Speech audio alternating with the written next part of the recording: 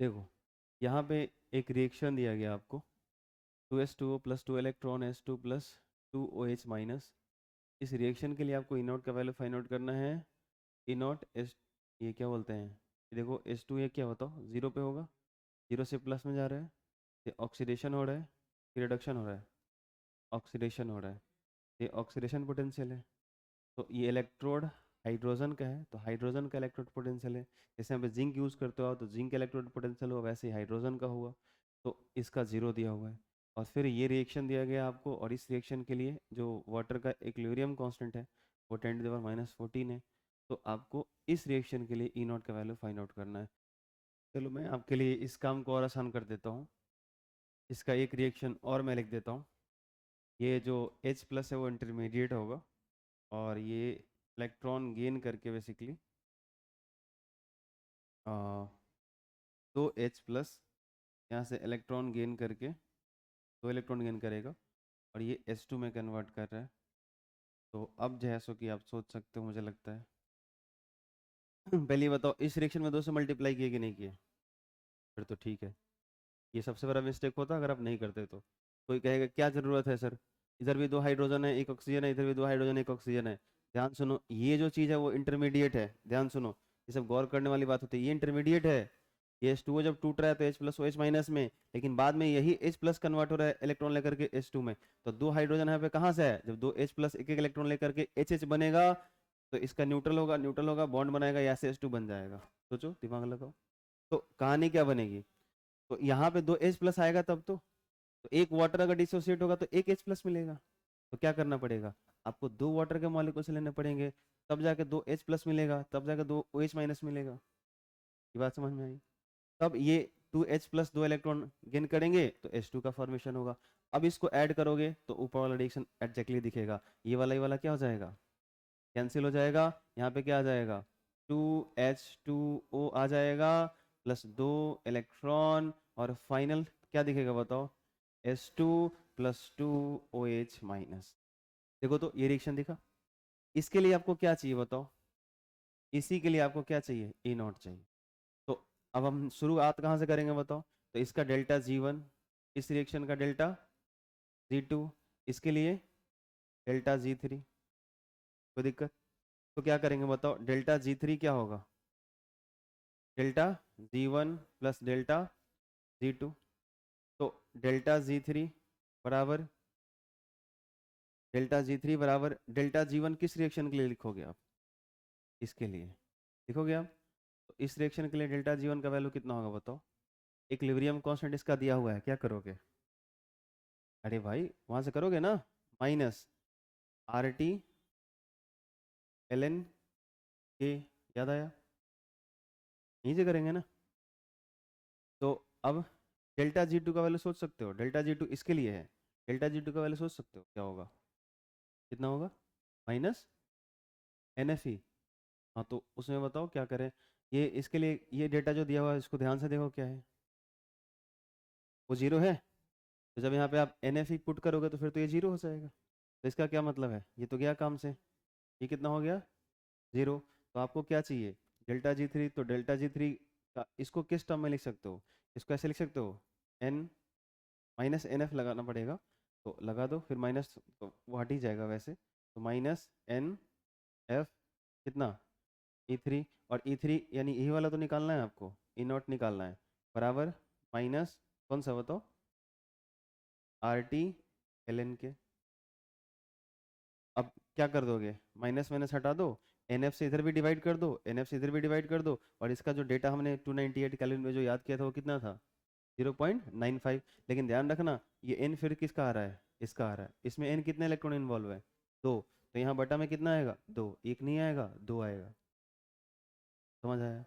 तो यहाँ पे आप कन्वर्ट कर लो, तो ये ऐसे हो जाएगा, बोलना जरा, ई नॉट बराबर क्या हो जाएगा, दिमाग लगाओ, क्या लिख दे यहाँ पे, RT बाई NF ln के, ऐसे हो जाएगा क्या, कुछ छूट नहीं रहा है ना। ई नॉट बराबर ln को लॉग में कन्वर्ट करोगे तो कितना हो जाएगा बताओ, 2.303। इसका तो मैं सीधे वैल्यू भी ये कर सकता था, लेकिन मैं बार बार लिखा रहा हूँ ताकि आपको वो डेरिवेशन करने आ जाए। NF लिख दो, और ये आपका जो है सो कि आप लॉग लिख सकते हो और इसको आप के लिख सकते हो, कोई दिक्कत। अब एक चीज़ थोड़ा सा एक और ध्यान रखना है यहाँ पे, इक्विलिब्रियम क्वेश्चन जो वाटर के लिए दिया था कितना दिया था, 10⁻14 दिया था ना। तो 10⁻14, और ध्यान से देखो इस रिएक्शन में 2 से मल्टीप्लाई किया गया है। तो अगर इस रिएक्शन में 2 से मल्टीप्लाई किया गया तो मैंने क्या बोला था कि इक्विलिब्रियम कांस्टेंट कैसे वेरी करता है, एस स्क्वायर से। डेल्टा जी दोगुना होता है, डेल्टा एच दोगुना होता है, लेकिन के कैसे चेंज होता है, उसके स्क्वायर से। तो यहाँ पर जो के का वैल्यू यूज होगा वो कितना यूज होगा बताओ, उसका स्क्वायर करना पड़ेगा। तो आप जैसो कि अगर टेम्परेचर 298 रख के डेटा निकालोगे तो ये सब, ये वाला जो सब डेटा है इन सबको मिला करके ये वैल्यू कितना आता है, 0.59 आता है, सॉरी 0.059, थैंक यू, 0.059, और बटा में n कितना आएगा, 2 आ जाएगा। कहाँ से आएगा बताया मैंने, लॉग, और यहाँ पे 10 टू द पावर कितना आएगा, -28, क्योंकि -14 का स्क्वायर करोगे तो -28 हो जाएगा। आया समझ में।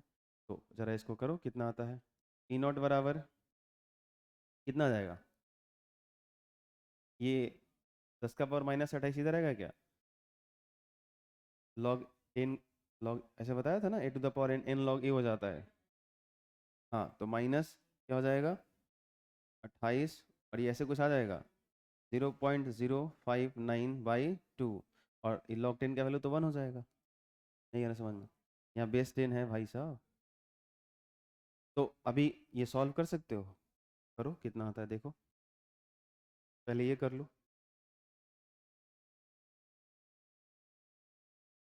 मैं बार बार ये दोनों क्वेश्चन कराना क्यों इंपॉर्टेंट है बताओ, इस क्वेश्चन में खास क्या है देखो। एक तो है कि इक्विलिब्रियम कांस्टेंट अगर दिया है तो वहां से कैसे क्वेश्चन सॉल्व करोगे। दूसरा, ये समझ में आ रहा है कि ऑक्सीडेशन रिडक्शन नहीं हो रहा है, फिर भी उसके लिए आप डेल्टा जी का वैल्यू फाइंड आउट कर सकते हो।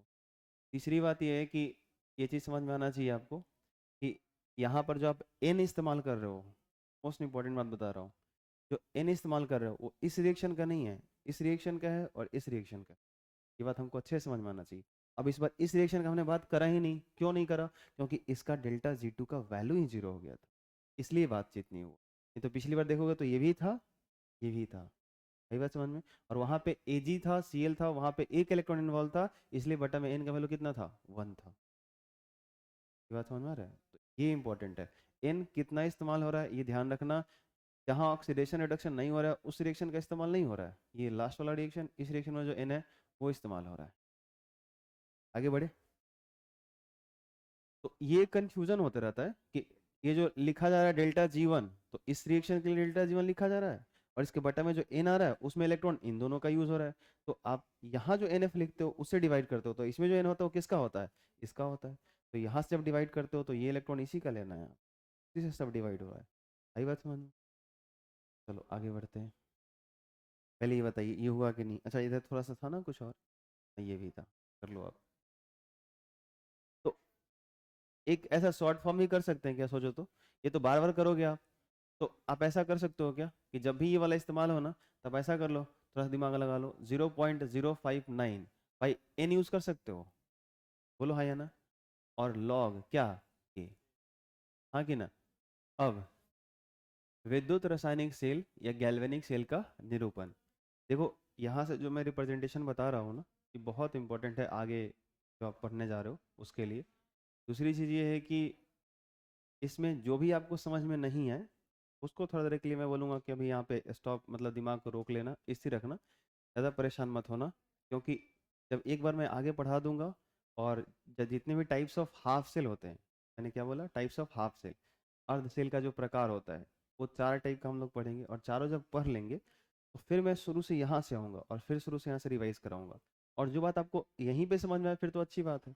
जैसे पहला पॉइंट पढ़ के देखो, बहुत आसान है, क्या लिखा गया है कि विद्युत रासायनिक सेल में 2 पात्र होते हैं, ये तो रोज देखते आ रहे हो कि 2 कंटेनर हम ले रहे हैं, एक लेफ्ट और एक राइट। एक को बोलते भी हैं लेफ्ट हाफ सेल, एक को बोलते हैं राइट हाफ सेल। दोनों को हाफ हाफ क्यों बोलते हैं, क्योंकि दोनों को मिला करके एक बनता है, तो ये को तो आधा ही बोलेंगे, सिंपल है। तो विद्युत रासायनिक सेल में 2 पात्र, 2 इलेक्ट्रोड, यानी दोनों बर्तन में एक एक इलेक्ट्रोड, यानी 2 इलेक्ट्रोड हो गया। विद्युत अपघट यानी इलेक्ट्रोलाइट लेने पड़ते हैं, और लवन सेतु होता है। अब सॉल्ट ब्रिज हमने पढ़ा नहीं, लेकिन कई बार इस बात का जिक्र किया है मैंने कि यू शेप का होता है, उसको उल्टा करके इन्वर्टेड शेप में दोनों में डुबा देते हैं। उसकी क्या कहानी है, कब आएगा, आगे आएगा, लेकिन ये सब होते हैं। तो विद्युत रासायनिक शेल में क्या क्या होता है, बेसिक इन्फॉर्मेशन है कि दो पात्र होता है, दो इलेक्ट्रोड होता है, उसके अंदर इलेक्ट्रोलाइट्स होते हैं और एक सॉल्ट ब्रिज होता है, एक लवण सेतु। क्या दिक्कत है इसमें, कोई कन्फ्यूजन नहीं। अब ये उनकी पहचान बता रहा हूँ कि वो दिखेंगे कैसे, हम लोग बनाते कैसे हैं, उसके बारे में। ठीक है, दूसरा पॉइंट है, दो अलग अलग पात्र में, यानी जो दोनों ये अलग अलग बर्तन होते हैं, उन दोनों में विद्युत अपघट्य भरे होते हैं, इलेक्ट्रोलाइट होते हैं, जिन्हें हम क्या कहते हैं, अर्ध सेल कहते हैं, हाफ सेल कहते हैं। तो अगर हाफ सेल को डिफाइन भी करना हो तो आप आराम से यहाँ से डिफाइन कर सकते हो। तो आप यहाँ चाहो तो डायग्राम वगैरह भी बना सकते हो, जिस तरीके से आप डायग्राम बनाते हो इस तरह का दो सेल बना लो। ठीक है, एक मैं यहाँ पे परफेक्ट डायग्राम बना ही देता हूँ कि सब मैंने यहाँ पे क्या क्या लिखा। दो अर्ध सेल होते हैं, तो पहले एक बना रहा हूँ। जैसे मैंने, हम लोगों ने किसका इलेक्ट्रोड लिया था, जिंक का।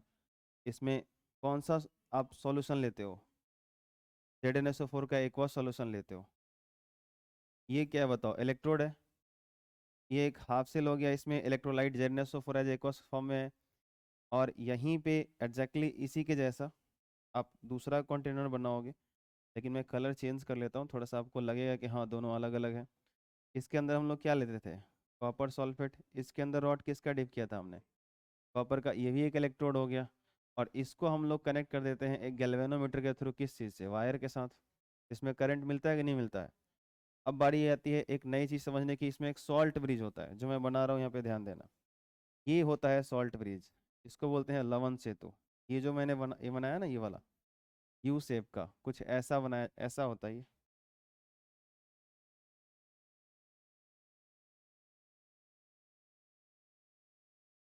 ये कुछ ऐसा होता है, ये कुछ ऐसा होता है। इसको बोलते हैं लवण सेतु। क्या बोलते हैं, लवण सेतु, सॉल्ट ब्रिज इसको बोलते हैं। तो ये एक कंप्लीट सेल का रिप्रेजेंटेशन है, कंप्लीट सेल को दिखाने का एक तरीका है। लेकिन आपको लग रहा है कि अगर किसी एक कंप्लीट सेल को दिखाना हो तो ये बार बार डायग्राम बनाना, सॉल्ट ब्रिज को बनाना, इसमें इलेक्ट्रोड को ऐसे दिखाना, फिर ये पूरा का पूरा सॉल्यूशन जो है वैसे लिखना, फिर इसके कंसंट्रेशन भी क्या होंगे, अगर गैसियस इलेक्ट्रोड यूज कर रहे हो तो वहाँ पे प्रेशर क्या होगा, बहुत सारी इन्फॉर्मेशन अभी इसके अंदर और भी लिखने हैं। तो बार बार एक इलेक्ट्रोकेमिकल सेल को या गैल्वेनिक सेल को अगर आप रिप्रेजेंट करते हो, तो ये इस तरह से बार बार इतना बड़ा डायग्राम बना करके पॉसिबल नहीं है। या अगर इसी को स्टेटमेंट लिख करके समझाना हो किसी को, एक गैल्वेनिक सेल को रिप्रेजेंट करना हो तो स्टेटमेंट लिखना हो। जैसे एक छोटा सा उदाहरण दे रहा हूँ जिससे आप बात आपको स्पष्ट हो जाएगी। अपने क्लास 10th में पढ़ा होगा, एक टर्म पढ़ा होगा, रासायनिक समीकरण। पहला चैप्टर आप जब आप पढ़ते हो, केमिकल रिएक्शन एंड इक्वेशन पढ़ते हो ना, तो उसमें एक टॉपिक आता है रासायनिक समीकरण, पढ़े हो आप। तो उसके पहले ना एक चीज चलता था, वर्ड इक्वेशन। मिला आप लोगों को ये वाला शब्द समीकरण जिसको कहते हैं, तो वर्ड इक्वेशन। अब जैसे कहने का मतलब है कि रिएक्शन में पार्टिसिपेट कर रहा है हाइड्रोजन गैस, ऑक्सीजन गैस बना रहा है जल। तो अब इसको आप ऐसे लिखो, जैसे कि हाइड्रोजन गैस, वर्ड इक्वेशन मतलब वर्ड्स से आप रिप्रेजेंट कर रहे हो। आपके पास कोई मॉलिक्यूलर फॉर्मूला नहीं है, कोई तो सूत्र नहीं है, कोई संकेत नहीं है। तो आपको क्या तरीका है, जैसे आपसे मैं पूछूं कि कोई केमिकल रिएक्शन अगर हो रहा है कहीं, आप केमिकल, जैसे आप लकड़ी जला रहे हो, तो आप क्या बोलोगे। अगर मैं पूछूं कि लकड़ी का जलना केमिकल रिएक्शन है कि नहीं है, तो सिंपल, लोगों जो नहीं पढ़े या जो नहीं जानते या जब नहीं पता होगा तो क्या बोलेंगे, लकड़ी जब ऑक्सीजन की उपस्थिति में जलता है तो क्या बनाता है। वो भाषा में ऐसे लिखेंगे, कार्बन डाइऑक्साइड बनाता है, यही बनाएंगे ना भाई, और वहां से हमको हीट मिलती है, यही होता है। लेकिन आज आपको पता है लकड़ी किस चीज की बनी होती है, कार्बन। वो किसकी उपस्थिति में जलता है, ऑक्सीजन। क्या बनाता है, CO2 बनाता है। तो आप जो ये वर्ड इक्वेशन लिख रहे हो, शब्दों से रिप्रेजेंट करते थे केमिकल रिएक्शन को, उसको आप सिंबल से रिप्रेजेंट करते हो, तो क्या अंतर है बताओ। मैं पूछूं कि ये आसान है या ये आसान है, ये आसान है। तो शुरू शुरू में जब चीजें बदलती हैं या रिप्रेजेंट करने के तरीके जो शॉर्ट फॉर्म आते हैं, तो लोगों को लगता है कि ये नया है, तो थोड़ा सीखने में टाइम लगता है। लेकिन ये बात समझ में आ जाता है कि अच्छा, इसमें पेपर भी ज़्यादा खर्च हो रहा है, टाइम भी ज़्यादा लग रहा है, पूरा का पूरा स्टेटमेंट लिखना पड़ रहा है, तो ये टफ है, ये आसान है। जैसे अभी हमारे यहाँ क्या है, जैसे हम लोग क्या बोलते हैं आमतौर पे, हिंदी भाषी क्षेत्र से हैं, भोजपुरी भाषी क्षेत्र से हैं, तो भोजपुरी बोलते हैं, हिंदी बोलते हैं, एक दूसरे का जो संप्रेषण होता है, आदान प्रदान भाषाओं का होता है, बहुत आसानी से हो जाता है। लेकिन वही एक बच्चा दूसरे से इंग्लिश में बात करना चाहता है तो हेजिटेट होने लगता है, क्या बोलना है नहीं बोलना है, घबराने लगता है, ये गलत बोल रहा है कि सही बोल रहा है, शर्माने लगता है, तरह तरह की चीज़ें होती हैं। लेकिन आपको क्या लगता है कि आने वाले 15 साल 20 साल बाद जब सारे बच्चे जो इंग्लिश मीडियम सीख रहे हैं, इंग्लिश पढ़ रहे हैं, सीख रहे हैं, बोल रहे हैं, यही सिचुएशन बना रहेगा? नहीं बना रहेगा। आज जो अब हम लोग को लगता है कि इंग्लिश इतना भारी है, आने वाले पीढ़ियों को भी लगेगा क्या कि इंग्लिश इतनी भारी? नहीं, बिल्कुल नहीं लगेगा। मुझे तो अभी भी समझ में आता है कि इंग्लिश टफ नहीं है, बहुत ईजी है, बहुत ईजी है। लेकिन अब जो समझ रहा है या जिसको समझ में आ गया उसको लगता है बात, लेकिन जिसने कभी प्रयास ही नहीं किया उसको लगता है टफ। तो ये चीज़ें होती हैं। तो एक तो कहो आसान टफ कुछ नहीं होता, लेकिन एक है कि टफ भी है या ज़्यादा टाइम लग भी रहा है, पेपर भी यूज़ हो रहा है, तो आपको समझ में ये आ रहा है तो आप कह रहे हो कि ये आसान है। लेकिन ये बात थोड़ा सा दिमाग से सोचना चाहिए कि ये बेटर है या फिर ये बेटर है। आई बात समझ में? ठीक है। तो आप एक जब सिंबल से रिप्रेजेंट करते हो किसी चीज को तो वो बहुत आसान होता है। तो वैसे ही ये मैंने एक इलेक्ट्रोकेमिकल सेल बनाया, तो अब इसको मैं कहूँ कि एक सिंबल से रिप्रेजेंट करूंगा, तो अगर मुझे इसको रिप्रेजेंट करना हो ना, तो अभी तो हम लोग नहीं पढ़े हैं, लेकिन इसी चीज का जो पूरा एक रिप्रेजेंटेशन है एज ए मैं एक सिंबल के थ्रू दिखाऊं, तो ये कुछ मैं ऐसे दिखा सकता हूँ। देखना इस चीज को मैं ऐसे लिख रहा हूँ, ZN S। अब ये कैसे है क्या है इन सब के रूल्स मैं बताऊंगा, लेकिन इस पूरे सिनेरियो को जो मैंने यहाँ पे डायग्राम बनाया है, इसके अंदर जो कुछ भी चला है सबको मैं यहाँ पे रिप्रेजेंट करता हूँ थोड़े से डेटा में। ध्यान से देखना मैं कैसे रिप्रेजेंट करने वाला हूँ। ZN सॉलिड, एक लाइन खींचा मैंने, ZN पे 2+ डाला, ब्रैकेट में इक्वस लिखा, फिर 2 लाइन यहाँ पे खींचा, और फिर यहाँ पे Cu2+ लिखा, ब्रैकेट में इक्वस लिखा, फिर एक लाइन खींचा, फिर यहाँ Cu लिखा, ब्रैकेट में सॉलिड लिखा। हो गया इसका रिप्रेजेंटेशन। तो अभी आप ये नहीं समझ रहे हो, अभी हम लोग समझेंगे तो आपको लगेगा कि हाँ अरे सर बहुत आसान है ये तो अब क्या है कि अब ये चीज आप बार बार नहीं बना सकते, लेकिन ये बार बार लिख सकते हो, ये आसान है। ये बात आपको समझ आ रही है?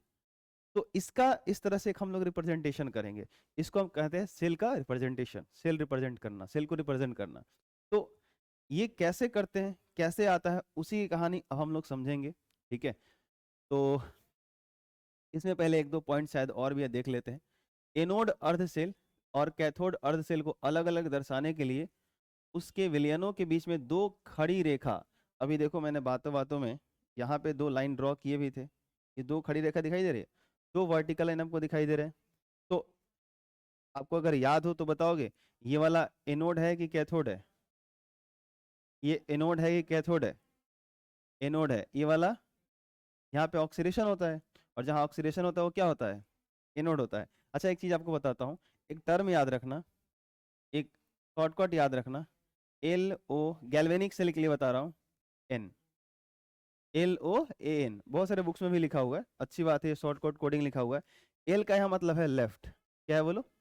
ये सिर्फ इसके लिए, इसके लिए, तो इसको बोलते हैं लेफ्ट हाफ सेल। क्या बोलते हैं? Left half cell.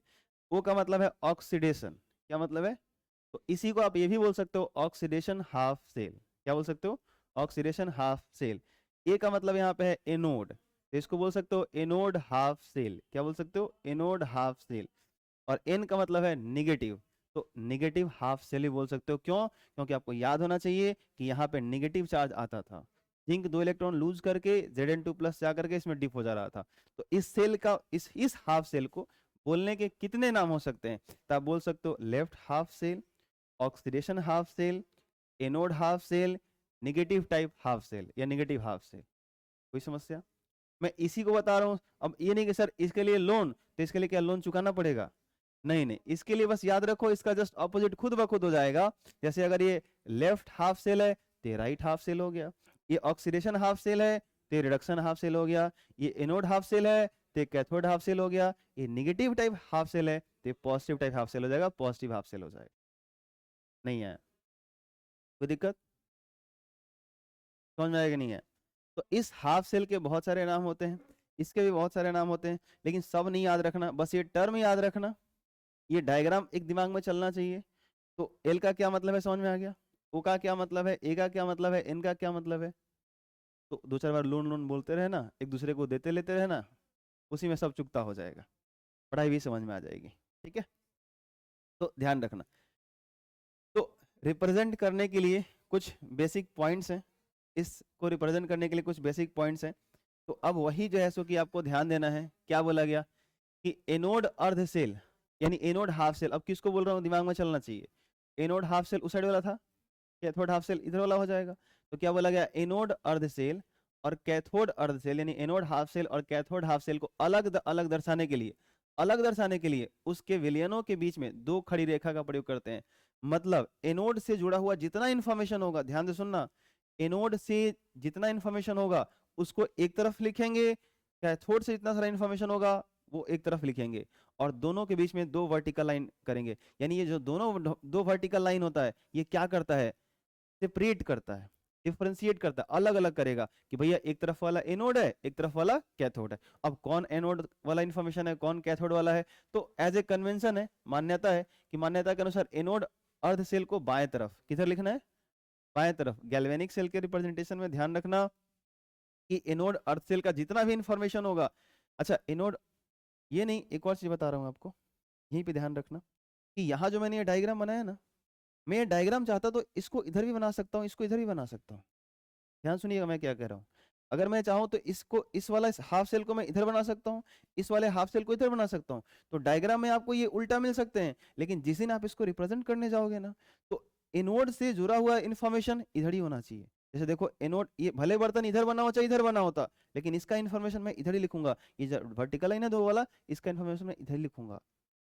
ये समझ में आया।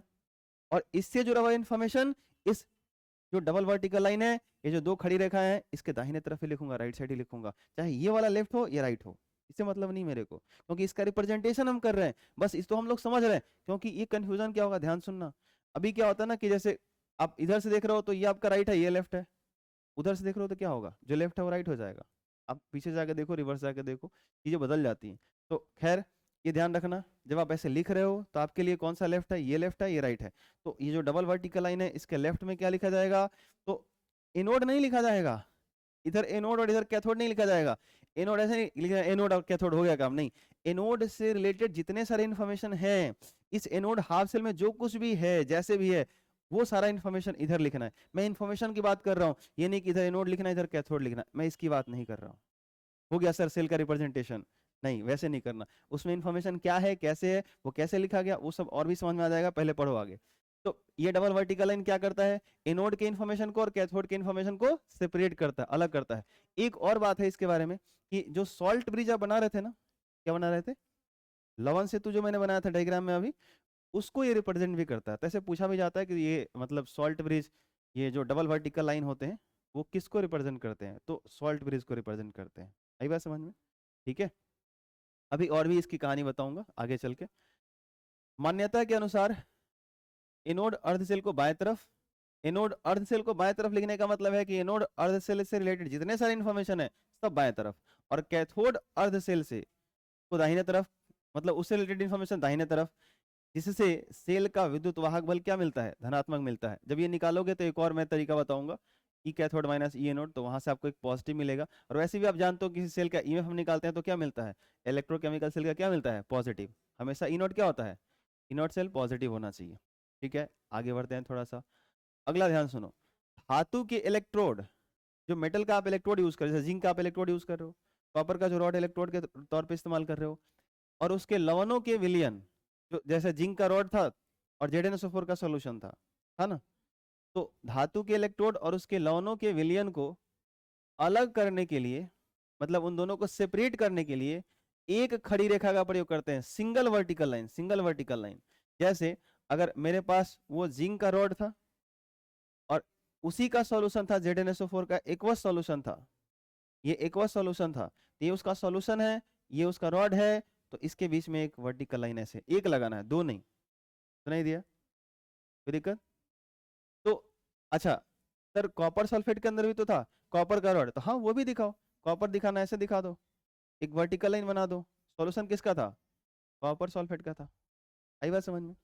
अब इसमें कौन किधर लिखा जाएगा, ये इधर होगा कि ये इधर होगा, इसमें कोई ज्यादा रिस्ट्रिक्शन नहीं है। आप इसको इधर लिख सकते हो, इसको इधर लिख सकते हो, ZnSO4 को इधर लिख दो, जिंक को इधर लिख दो, इसमें कोई रिस्ट्रिक्शन नहीं है।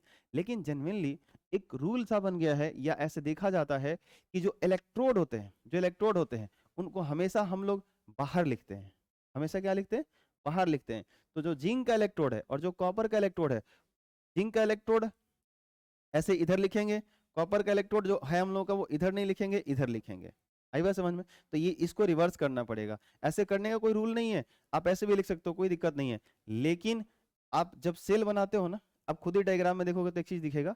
जब आप सेल बनाते हो ना तो एक चीज दिखेगा कि ये जो इलेक्ट्रोड होते हैं ना, ये जो इलेक्ट्रोड होते हैं ऐसे सेल में क्या दिखते हैं, मतलब एज ए बाहर दिखते हैं, एज ए सबसे एंड पे दिखते हैं। आप जब सेल भी खरीद के लाते हो तो क्या लगता है, जो एक प्लस वाला इलेक्ट्रोड होता है, एक माइनस वाला इलेक्ट्रोड होता है, तो बैटरी के क्या होता है, एंड पे होता है। आई बात समझ में? तो एक पैटर्न सा बन गया है। तो इसलिए हम लोग क्या करते हैं, जो इलेक्ट्रोड वाला रिप्रेजेंटेशन होगा, जो जिस चीज का इलेक्ट्रोड होगा, उस मेटल के सिंबल को हम लोग बाहर ही लिखेंगे। तो अब ध्यान से देखो, मैंने बाहर क्या लिखा है, जिंक सॉलिड। फिर एक लाइन खींचा। एक लाइन क्यों खींचा, क्योंकि ये जिस अपने सॉल्यूशन में जो डिप था, इस ये जो सॉल्यूशन में सॉल्यूशन में डिप था, ZnSO4 के एक्वा सॉल्यूशन में डिप था, तो मैंने उसका इन्फॉर्मेशन लिखा, Zn2+ लिखा। क्यों? क्योंकि इसमें जो जिंक है वो तो 2+ में है सॉल्फेट के साथ, तो Zn2+ है, और एक्वस लिखा मैंने यहाँ पे, एक सॉल्यूशन है ये, और इसके बीच में एक ही लाइन बनाया मैंने। अब इस एनोड हाफ सेल के अंदर और कोई इन्फॉर्मेशन नहीं है। अगर इसका दिया होता कि सर यहाँ पे जो Zn+2 है ना, इसका कंसंट्रेशन मोलारिटी, मोलरता कंसंट्रेशन 1m है, 0.8m है, 0.2m है, तो जस्ट यहाँ पे ब्रैकेट में, ये भी जगह नहीं है, मैं नीचे लिख देता हूँ, यहीं पे मैं ब्रैकेट में लिख देता 0.8m ऐसे लिख देता, ऐसे, या इसके नीचे भी लिख सकते हो, कोई दिक्कत नहीं है उससे। तो इसका जो कंसंट्रेशन होगा, मैंने क्या बोला था कि एनोड सेल से, एनोड हाफ सेल से रिलेटेड जितना सारा इंफॉर्मेशन होगा, ये डबल वर्टिकल लाइन के लेफ्ट साइड में, इससे इंफॉर्मेशन राइट साइड में।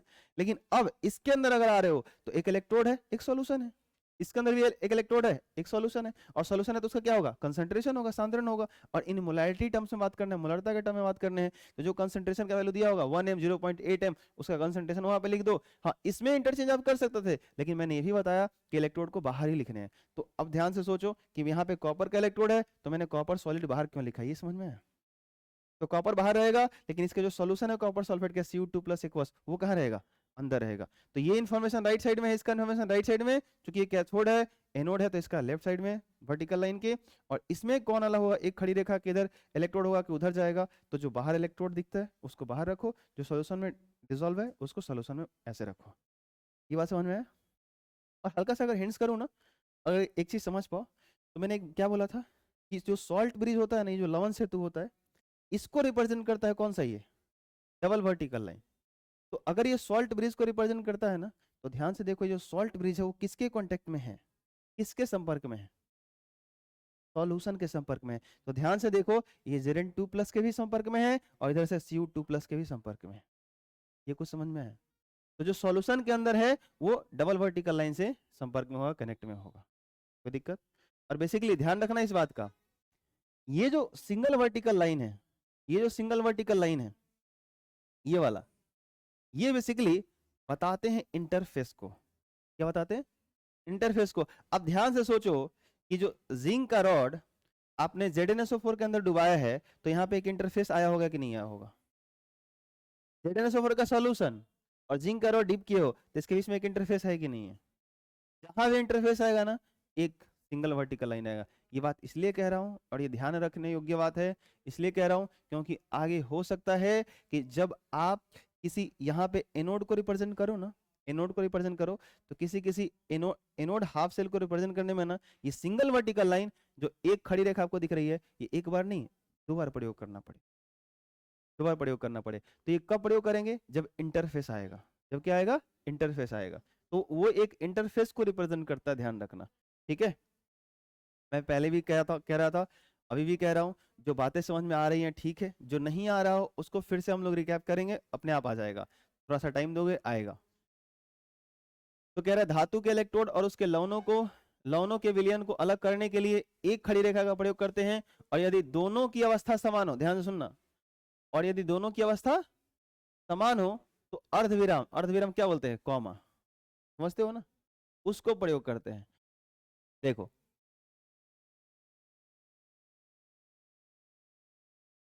जैसे यहाँ पे, ये तो वैसे आएगा ही आएगा, लेकिन यहाँ पे ये मैं इलेक्ट्रोड ले रहा हूँ, ये इलेक्ट्रोड है प्लेटिनम का। किसका इलेक्ट्रोड है? ये प्लेटिनम का इलेक्ट्रोड है। इसके अंदर मैं एक सॉल्यूशन ले रहा हूँ, और जो मैं सॉल्यूशन ले रहा हूँ ना, इस सॉल्यूशन के अंदर 2 चीज है, ध्यान से सुनना, इस सॉल्यूशन के अंदर 2 चीज है, Fe2+ है, और कॉमा Fe3+ है, ये दो चीज है। Fe2+ भी है, Fe3+ भी है। जैसे आप जब जिंक का इलेक्ट्रोड यूज किए और ZnSO4 के अंदर वो डिसॉल्व था, डूबा हुआ था, तो आप उसके बीच में क्या किए थे? एक वर्टिकल लाइन खड़ा किए थे। जिंक और ZnSO4 के बीच में क्या किए थे? एक वर्टिकल लाइन। अच्छा, आपको एक और बात बोल ही देता हूं मैं, यहाँ पे कई सारे लोगों को कंफ्यूजन हो रहा होगा ना कि सर आप यहाँ पे सिर्फ Zn2+ लिख रहे हो, तो कोई दिक्कत नहीं है, आप यहाँ ऐसे भी लिख सकते हो। Zn बनाया, ये सॉलिड फॉर्म में था इलेक्ट्रोड, तो सॉलिड लिख दिया आपने, एक वर्टिकल लाइन बनाया, आपको पूरा लिखना है लिखिए, मुझे कोई दिक्कत नहीं है। ZnSO4 लिखिए, एक्वस लिखिए, कोई दिक्कत नहीं है, क्योंकि वैसे भी इसका मतलब वही हुआ कि ZnSO4 को पानी में डालोगे तो Zn2+ में टूटेगा। ये बात समझ में आया? और आप इसको इसको सर सेम क्यों बोल रहे हो? इसलिए बोल रहा हूं क्योंकि सॉल्फेट का SO4/2- है, तो ना तो उसका ऑक्सीडेशन हो रहा है ना उसका रिडक्शन हो रहा है, तो उससे कोई मतलब नहीं है। एक बात समझ में? तो सॉल्फेट को आप यहाँ पे दिखाओ ना दिखाओ, कोई फर्क पड़ने वाला नहीं है। ये बात समझ में आ रहा है? देखो, हर बात जहां जहां आप गलती कर सकते हो, जो जो मुझे समझ में आ रहा है, जो जो याद आ रहा है, वो बताते जा रहा हूँ। क्या सही है क्या गलत है, आप क्या लिख सकते हो नहीं लिख सकते हो, या अगर अलग अलग लिख भी रहे हो तो दोनों ठीक है, नहीं लिख रहे हो तब भी ठीक है। हाँ, गलती ये नहीं करना कि Zn2+ लिख दिया, एक्वस नहीं लिखा, Zn लिख दिया, सॉलिड नहीं लिखा, नहीं तो फिर यहाँ फेज का डिफरेंस होगा, नई इन्फॉर्मेशन दोगे तो फिर वो गलत हो जाएगा। तो इसलिए ध्यान रखना कि जब इलेक्ट्रोड आप यूज कर रहे हो तो किस फॉर्म में है, जो सोल्यूशन है वो किस फॉर्म में है, ये सब आपको दिखाने पड़ेंगे। तो ये इन्फॉर्मेशन आपको चाहिए। बाकी आगे देखना जरा। अब यहाँ पे मैंने क्या बोला, एक हाफ सेल बना रहा हूं मैं, ठीक है, एक हाफ सेल बना रहा हूं, ये प्लेटिनम का इलेक्ट्रोड है। क्या है बोलो? प्लेटिनम का इलेक्ट्रोड है। और थोड़ा सा मान लो कि यहाँ पे हो रहा है ऑक्सीडेशन। क्या हो रहा है? ऑक्सीडेशन। मतलब ये कि ये ऑक्सीडेशन हाफ सेल है। तो सबसे पहले मैं यहाँ पे क्या करूंगा, डबल वर्टिकल लाइन बनाऊंगा, ठीक है। और अगर ये ऑक्सीडेशन हाफ सेल है तो इन्फॉर्मेशन जो भी होगा उसका उधर लिखेंगे कि इधर लिखेंगे? उधर लिखेंगे, लेफ्ट साइड। इधर लिखेंगे ऑक्सीडेशन यानी एनोड वाला इन्फॉर्मेशन, जहां ऑक्सीडेशन होता है वही एनोड होता है भाई, तो उसका जो भी इन्फॉर्मेशन होगा इधर लिखेंगे।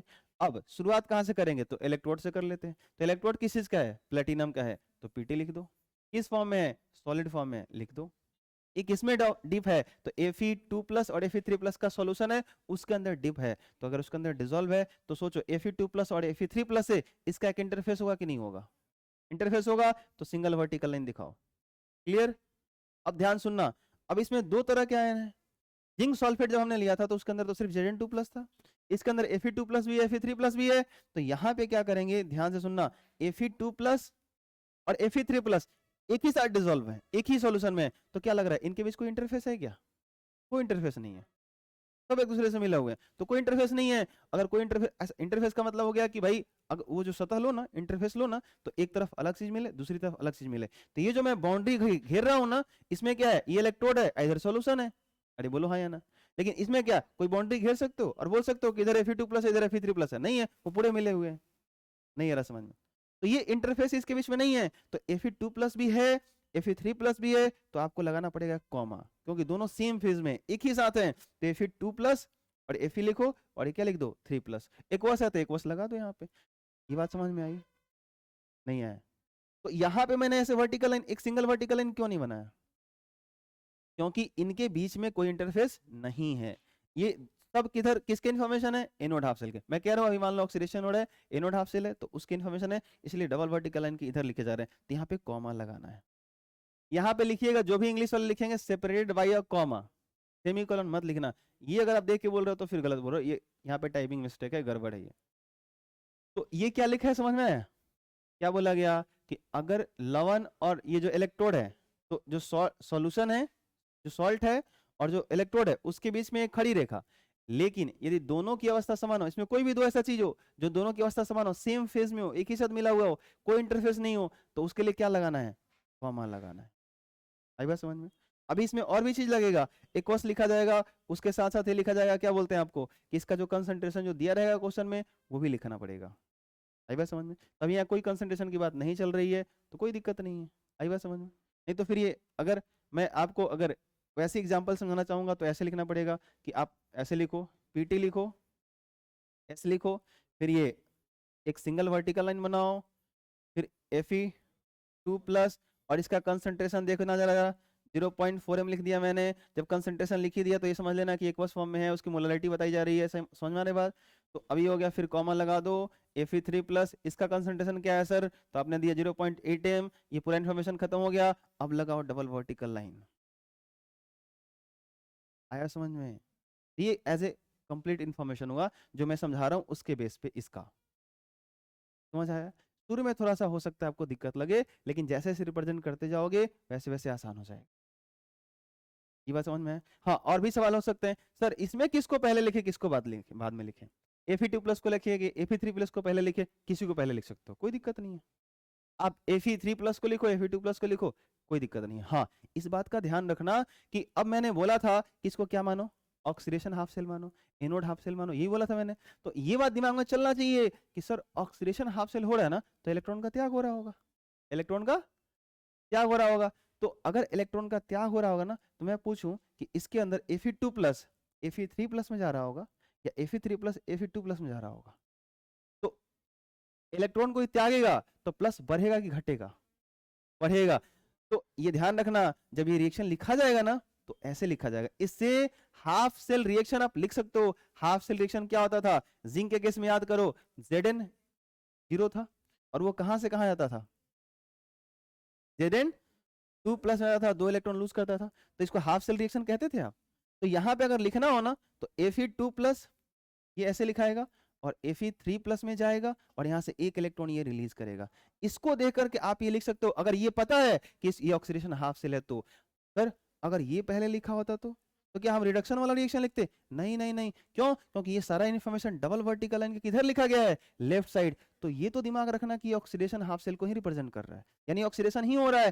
तो इसको अगर इन्वर्ट भी कर दूं तो ध्यान रखना, अगर ये नहीं कि 3+ से 2+ में जा रहा है, 2+ से 3+ में ही जा रहा है। इसको आप इधर उधर कुछ भी करके लिखो, अगर ये सारा इन्फॉर्मेशन लेफ्ट साइड में है तो ये ऑक्सीडेशन को ही रिप्रेजेंट करता है और ऑक्सीडेशन वाला ही रिएक्शन लिखना है। नहीं आ रहा समझ में?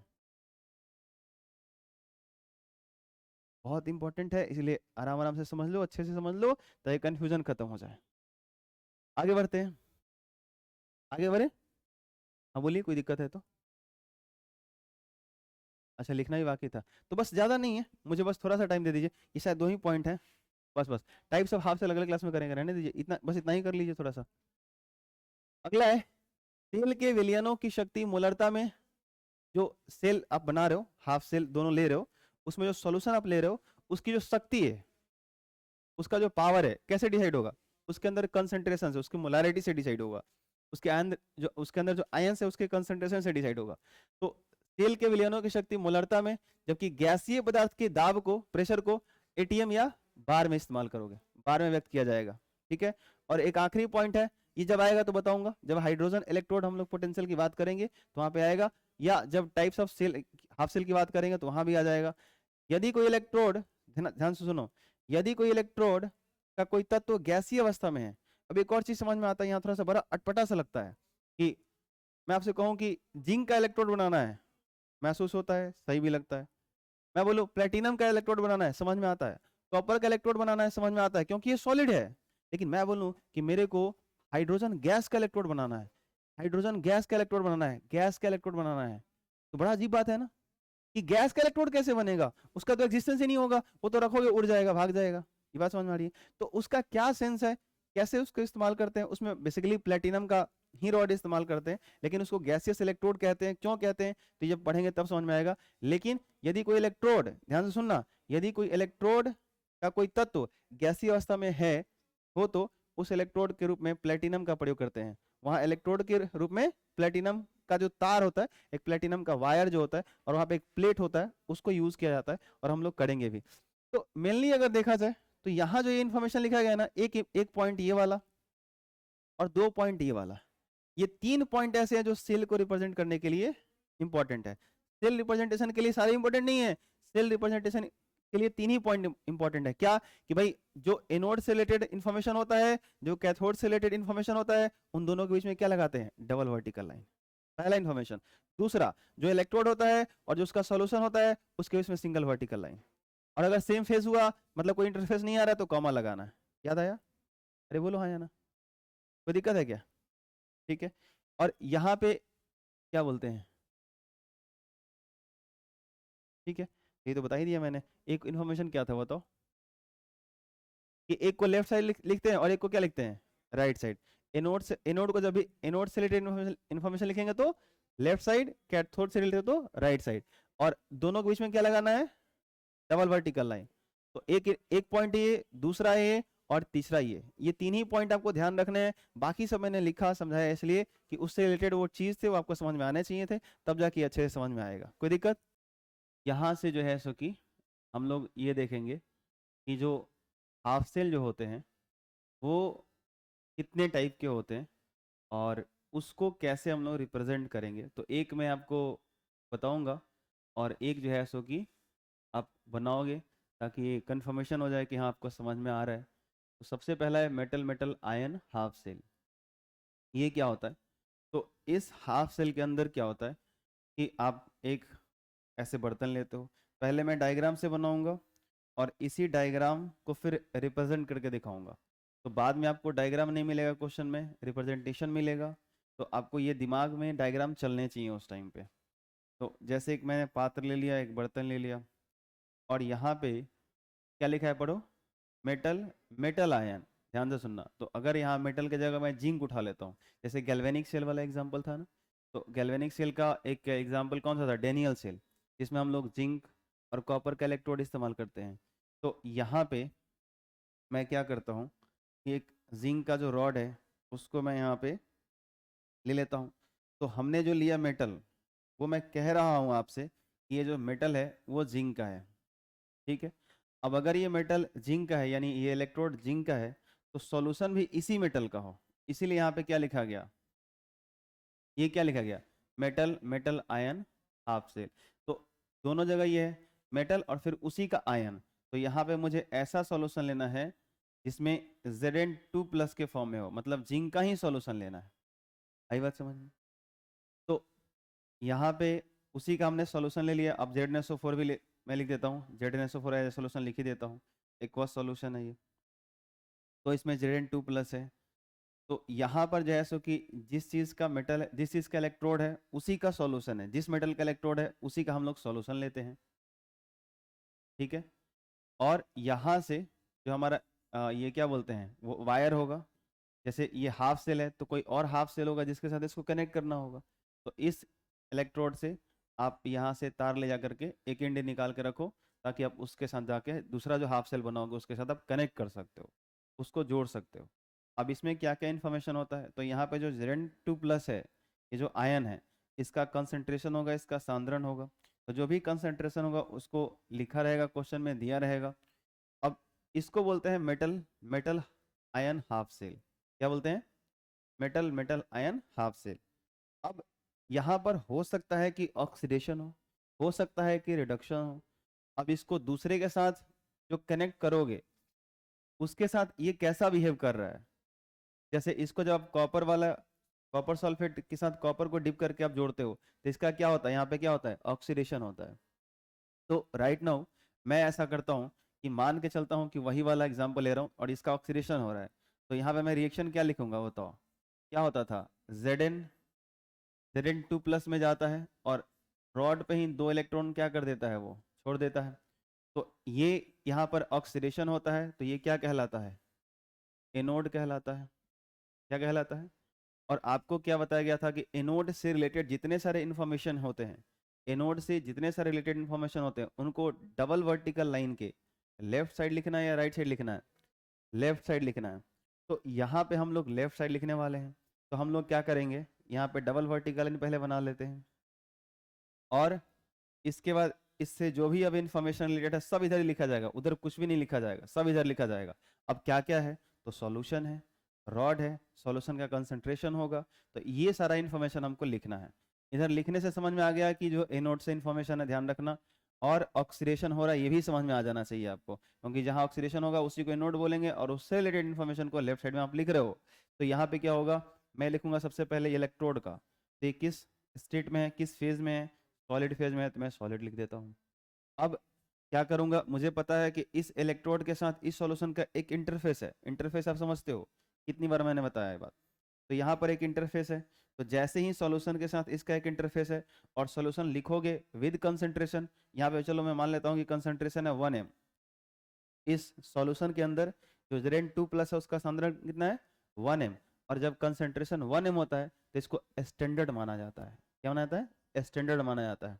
तो यहाँ पे जो है सो कि मैं एक सिंगल वर्टिकल लाइन बनाऊंगा। क्या बनाऊंगा? सिंगल वर्टिकल लाइन, और फिर लिखूंगा ये Zn2+ एक्वस, या ZnSO4 भी लिख सकते हो, कोई दिक्कत नहीं है। Zn2+ लिखिए और यहाँ पे इसका कंसंट्रेशन डाल दीजिए कितना 1 m। क्या डाल दीजिए 1 m। कंसंट्रेशन हमने डाल दिया तो एक्वस लिखने की जरूरत ही नहीं है। आप बता ही रहे हो कि 1 लीटर सॉल्यूशन में 1 मोल क्या है? Zn2+ है। 1 लीटर विलियन में 1 मोल क्या है? Zn2+ है। आई बात समझ? तो ये क्या हो गया, आपने इसको रिप्रेजेंट कर दिया। तो ये डायग्राम आपके दिमाग में चलने चाहिए जब ये बनाया गया हो। अब ये सवाल मैंने बताया था कि सर क्या ये वाला इसको इधर लिख दूं और इसको इधर लिख सकते हैं? तो लिख सकते हैं, कोई दिक्कत नहीं है। लेकिन हम लोग क्या करते हैं कि ये जो डबल वर्टिकल लाइन है वो सॉल्ट ब्रिज को भी रिप्रेजेंट करता है। तो अगर ये सॉल्ट ब्रिज को रिप्रेजेंट करता है तो आने वाले टाइम में यहाँ पे सॉल्ट ब्रिज आएगा, लवण सेतु आएगा। और लवण सेतु किस में डिजोल्व होता है? किसमें डूबा डिप रहता है? डिजोल्व नहीं, किसमें डूबा रहता है? सॉल्यूशन में डूबा रहता है। तो कहीं ना कहीं इस सॉल्यूशन में जो Zn2+ है उसके कांटेक्ट में ये है, तो उसके पास में लिखिए, बेहतर है। और जो इलेक्ट्रोड होते हैं उसको हमेशा इधर बाहर लिखिए, और जो दूसरे हाफ सेल का होगा उसको उधर लिखेंगे। आई बात समझ में?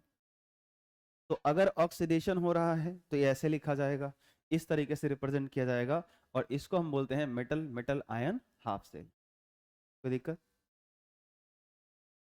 तो पहला खत्म हो गया, इसको नोट किया जाए, उसके बाद आगे बढ़ेंगे। और इसमें मैं आपको अभी दूंगा भी कि अगर इसी का रिडक्शन हो रहा हो, सेम सिचुएशन हो, यहीं पे रिडक्शन अगर हो रहा हो तो क्या होगा, आपको उसको अगर रिप्रेजेंट करना हो तो कैसे करोगे? तो आप पहले नोट कर लो, फिर मैं बनाता हूँ डायग्राम, वो करना आप।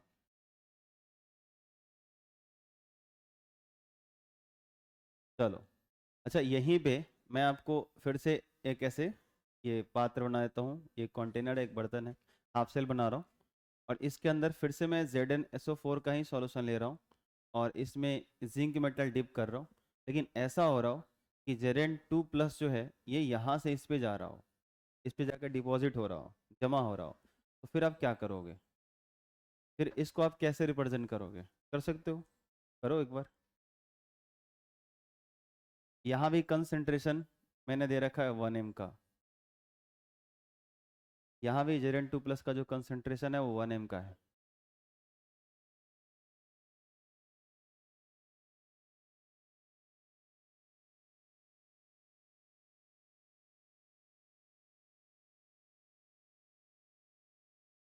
ये तीर का चिन्ह लगा लेना, इसका मतलब है कि ये से जा रहा है।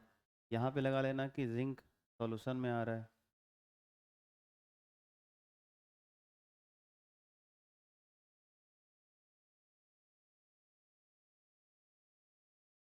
और यहाँ से एक वायर निकाल सकते हो। तो राइट नाउ इसका क्या हो रहा है बताओ? रिडक्शन हो रहा है, ऑक्सीडेशन? रिडक्शन।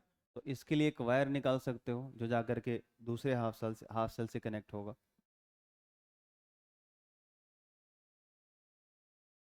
हो गया? सबसे पहले क्या किया आपने? डबल वर्टिकल बनाया, और उसके बाद क्या लिखा? Zn सॉलिड लिखा या Zn2+? क्या लिखना चाहिए था बताओ?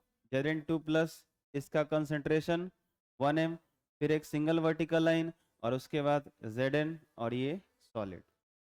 कितने लोग ऐसा है? हाथ उठाओ। ऐसा है? ठीक है। तो इसको भी आप राइट नाउ क्या बोलोगे? मेटल मेटल आयन हाफ से। हाँ बोलिए, कोई दिक्कत?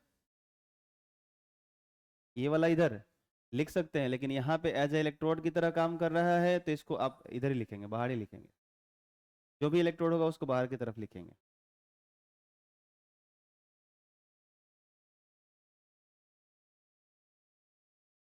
एक्वस नहीं, आप एक बात बताओ, इस 1 m का क्या मतलब है, मेरे को समझाओ। क्या है 1 मोल? क्या है ये? कैपिटल M से क्या, किसको दिखाते हो आप? मोलैरिटी। तो मोलरता की परिभाषा क्या है बताओ? 1 लीटर सॉल्यूशन में नंबर ऑफ मोल्स कितने हैं सॉल्यूट के। तो ऑलरेडी यहाँ पे समझ में आ रहा है कि जब ये सॉल्यूशन है उसमें 1 मोल इसका कंसंट्रेशन है, तो फिर उसको लिखने की कोई ज़रूरत नहीं है। यही तो बात मैं कब से कह रहा हूँ, पिछली बार भी बोला मैंने। अब यहाँ पे कंसंट्रेशन नहीं दिया है तो आप लिख दीजिए, एक्वस लिख दीजिए। आई बात समझ? अब कंसंट्रेशन दिया है तो उसी का डेटा पुट कर दो। आया समझ? या आपको ज़्यादा इस बात की श्रद्धा लगी है कि नहीं हमको दिखाना ही है, तो कोई बात नहीं, मैं एक्वस दिखा दो, इससे और क्लियर हो जाएगा कि आप सॉल्वेंट के तौर पे पानी ही इस्तेमाल कर रहे हो। बस यही है, नहीं तो आपको वाटर ही इस्तेमाल करना है, इसलिए यहाँ पे उतना ये मीनिंगफुल है नहीं। तो आप लगा भी सकते हो फिर, लेकिन उसके ब्रैकेट में फिर आपको कंसंट्रेशन लिखना ही पड़ेगा 1m। अगर दिया है तब की बात है, नहीं दिया है तो आप लिख दीजिए ऐसे ही। क्या समस्या है बोलिए, और कोई समस्या? हाँ, ये सिंगल लाइन क्या, ये सिंगल लाइन रिप्रेजेंट करता है कि Zn2+ जो सॉल्यूशन में है और ये जो जिंक जो रॉड पे है, इन दोनों के बीच में एक इंटरफेस है, बीच में एक दीवार है, एक सरफेस है, जिसके इधर सॉलिड है, इसके इधर सॉल्यूशन है। ये सिंगल वर्टिकल लाइन उसको दिखाता है। और कोई दिक्कत? ठीक, तो मिटा दें इसको। अभी एक और देने वाला हूँ, इसको जरा आप बताना। जैसे मान लो ये मैंने दिया, इसमें कॉपर का रॉड डिप किया, इस बार किसका बताओ? कॉपर का मैंने रॉड डिप कर दिया और इसमें कॉपर सल्फेट सॉल्यूशन ले लिया। सवाल मेरा बस इतना है कि इसको मेटल मेटल हाफ सेल बोलेंगे कि नहीं बोलेंगे? मेटल मेटल हाफ सेल बोलेंगे कि नहीं बोलेंगे? बोलेंगे ना? तो ये ध्यान रखिएगा कि मेटल मेटल हाफ सेल इसलिए नहीं बोला जा रहा है कि यहाँ पे जैसे कि क्या बोलते हैं, ये जिंक है, ये जिंक है, इसलिए मतलब कोई भी मेटल हो सकता है और उसी का सॉल्यूशन हो, कोई मेटल हो सकता है और उसी का सॉल्यूशन हो, तो उसको बोलते हैं metal metal ion half cell. ये नहीं खाली उसके लिए स्पेशली आ रहा है, ये भी मेटल मेटल, यानी डेनियल सेल में जो हाफ सेल जिंक वाला था, जो हाफ सेल कॉपर वाला था, वो दोनों क्या कहलाएंगे? Metal metal ion half cell. ये बात समझ में आया? तो मैं आपसे कहूँ कि जो डेनियल सेल का एग्जाम्पल था, उसका पूरा रिप्रेजेंटेशन आप करके दिखाओ, दिखा सकते हो? तो यहाँ पर जो हो रहा था वो Cu2+ यहाँ पर जाके डिपॉजिट हो रहा था, तो इसका इंफॉर्मेशन कहाँ जाएगा? डबल वर्टिकल लाइन के राइट साइड। तो कैसे लिखेंगे बताओ? अगर स्टैंडर्ड कंडीशन में लेके चलो, जब कंसंट्रेशन इसके अंदर 1m का है, तो क्या लिखोगे? Cu2+ 1m, मोलरिटी इसकी दी गई है, सिंगल वर्टिकल लाइन, फिर यहाँ पे कॉपर, ये रहेगा सॉलिड, और उसके लिए आप क्या लिखोगे? डबल वर्टिकल लाइन के इधर जो वहाँ पे लिखा भी है ऑलरेडी दिख रहा होगा, तो zinc solid single vertical line Zn2+, और इसका कंसंट्रेशन क्या है? 1m। आया समझ? इसको कहते हैं सेल रिप्रेजेंटेशन। और आपको अब वो दोनों का कंबाइन कर दो, यहाँ से जो वायर आप निकाल रहे थे, यहाँ से जो वायर निकाल रहे थे, बीच में गैल्वेनोमीटर लगा दो और कनेक्ट कर दो, राइट नाउ एक सेल बन जाएगा। आई बात समझ में? तो पूरे सेल को रिप्रेजेंट किया जा रहा है ऐसे। और इसमें ध्यान रखना अभी सॉल्ट ब्रिज नहीं है, लेकिन सॉल्ट ब्रिज आएगा भी, तो उसका डेटा यहाँ पे है, ये डबल वर्टिकल लाइन। आई बात समझ में? जो दोनों के बीच में रहेगा, ये कंप्लीट एक सेल रिप्रेजेंटेशन है, ये एक कंप्लीट सेल रिप्रेजेंटेशन है, ध्यान रखना, एक सेल को रिप्रेजेंट किया जा रहा है। तो अब आपको आसान लग रहा होगा। अब सोच के देखो कि मुझे एक सेल रिप्रेजेंट करना है, बनाना है, तो बार बार हम लोग ये डायग्राम बनाए, ये डायग्राम बनाए, या ऐसे लिख देंगे तो ज़्यादा आसान है? ऐसे लिख के ज़्यादा आसान है। आई बात समझ में? तो इसीलिए बोला था कि आराम आराम से एक दो एग्जाम्पल करोगे, धीरे धीरे पढ़ोगे, समझ में आ जाएगा। तो अब थोड़ा सा मैं आपसे एक क्वेश्चन और कराने वाला हूँ, और वो क्वेश्चन ये है कि जैसे मान लो, क्वेश्चन मेरा ये है कि मैं एक सेल का सेल रिप्रेजेंटेशन लिख रहा हूँ, मैं एक सेल का सेल रिप्रेजेंटेशन लिख रहा हूँ। जैसे मान लो मेरे पास कोई एक मेटल है, और उसका कोई मेटल है हमारे पास, जैसे कि M, और उसका इलेक्ट्रोड मैं यूज़ कर रहा हूँ, तो सॉलिड लिख दे रहा हूँ। और उसी मेटल का मैं आयन ले रहा हूँ, और ये जो है सो कि मैं लिख रहा हूँ ऐसे 2+ में, और यहाँ पे लिख रहा हूँ ये एक्वस लिख दिया मैंने, कोई कंसंट्रेशन की बात नहीं चल रही है। फिर डबल वर्टिकल लाइन लगा दिया मैंने, और इधर लिख दिया मैंने कोई N है, लेकिन N भी ध्यान रखना है नाइट्रोजन नहीं है, कोई मेटल है, ये भी कोई मेटल है। या ऐसा कर देता हूँ, ज़्यादा आसान रहेगा आपके लिए, मैं यहाँ M1 कर देता हूँ, और यहाँ कोई दूसरा मेटल है, इसको मैं M2 कर देता हूँ, और यहाँ लिख रहा हूँ कि ये जो है सो कि हम लोगों का 2+ है, ऐसे कुछ, ये 2+ है, और यहाँ से ये एक्वस फॉर्म में है, और फिर सिंगल वर्टिकल लगाया, और फिर लिखा M2, और ये लिखा सॉलिड। तो ये एक सेल का रिप्रेजेंटेशन हो गया। और अब मैं कह रहा हूँ कि इसके लिए आप सेल रिएक्शन लिख के दिखाओ, तो क्या आप लिख सकते हो? नहीं, डायग्राम नहीं बनाना, सेल रिएक्शन लिखना है, जिसमें ऑक्सीडेशन का रिएक्शन इन्वॉल्व होगा, रिडक्शन का रिएक्शन इन्वॉल्व होगा। Oxidation half reaction, reduction half reaction.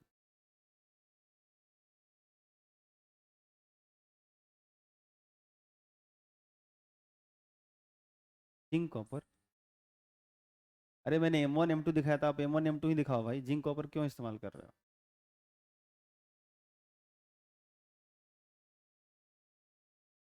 क्या, बोलो बोलो, ये जो समस्या हो रही है बोलिए, क्या दिक्कत हो रहा है? मेटल वहां रखना नहीं है, वो M1 M2 जो है वहां पर ही रहने दो। मान लो कोई मेटल होगा वहां पे, zinc copper, copper zinc, iron aluminium, कुछ भी हो सकता है।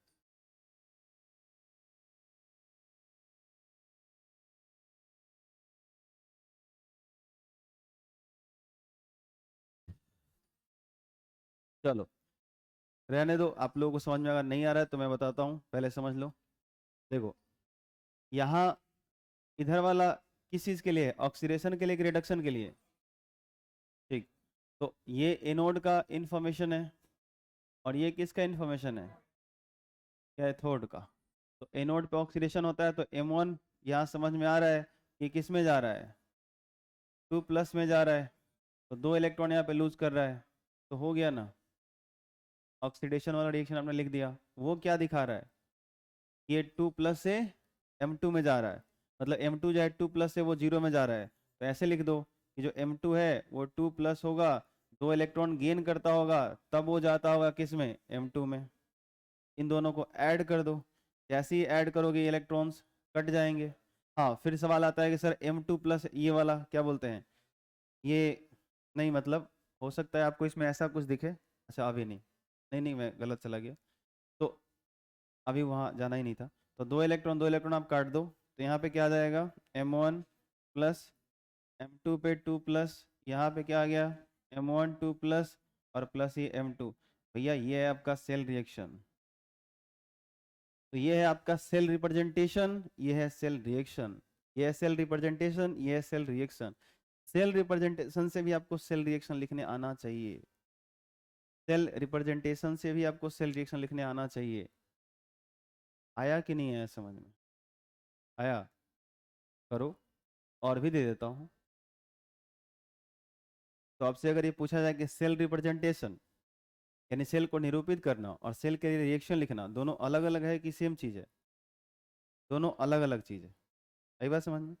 हाँ, इसमें देखो सॉल्ट ब्रिज दिखेगा, सिंगल वर्टिकल नहीं दिखेगा, इसमें कोई salt bridge single vertical line ऐसा कुछ नहीं दिखेगा। तो ये एक रिएक्शन है, रिएक्शन टाइप का दिख रहा है, ऑक्सीडेशन रिडक्शन इसमें इन्वॉल्व होते हैं, ऑक्सीकरण अवकरण अभिक्रिया इसमें इन्वॉल्व होती है। यहाँ पे बस आपको उसको रिप्रेजेंट किया जा रहा है कि कौन किस में जा रहा है, एनोड पे क्या हो रहा है, कैथोड पे क्या हो रहा है, कौन प्लस में कन्वर्ट हो रहा है, कौन न्यूट्रल हो रहा है, ये चीज़ें हो रही हैं।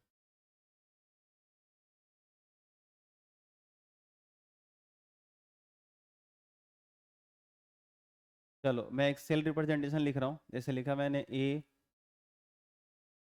से ये जा रहा है A+, और यहाँ पे मैं एक्वस लिख रहा हूँ, ये ऐसे लिख रहा हूँ, ये मेटल ही है ध्यान रखना, और ये 2+ एक्वस से जा रहा है बी, न्यूट्रल में जा रहा है। इसके लिए सेल रिएक्शन लिखो, इसके लिए आप सेल रिएक्शन लिखो।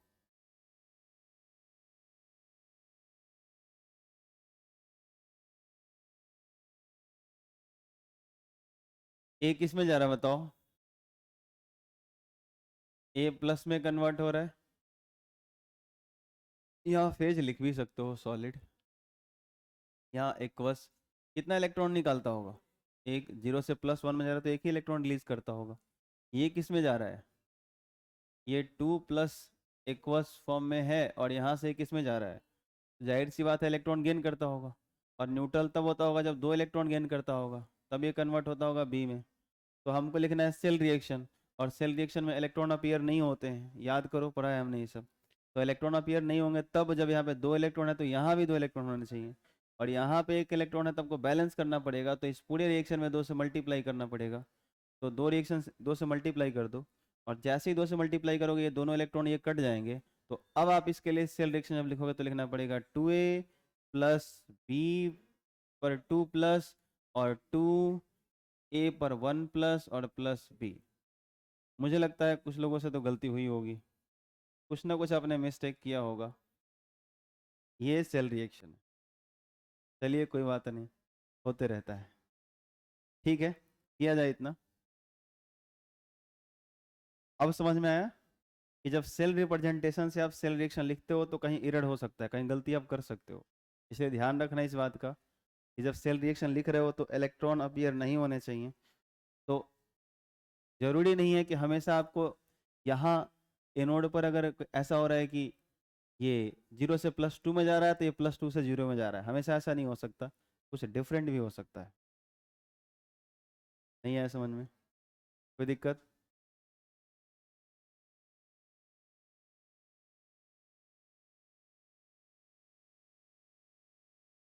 चलो एक लास्ट क्वेश्चन इसमें दे रहा हूँ, थोड़ा सा घुमा के दूंगा वो क्वेश्चन, ठीक से ऑब्जर्व करना।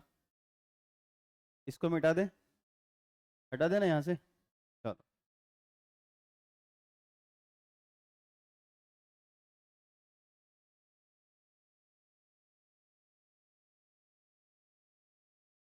चलो ए बी ही लिख देता हूँ।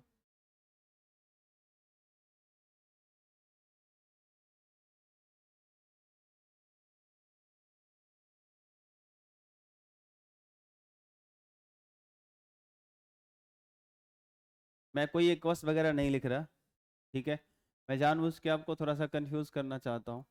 देखता हूँ आप क्या समझ पा रहे हो नहीं समझ पा रहे हो, करो। इसके लिए सेल रिएक्शन लिखो,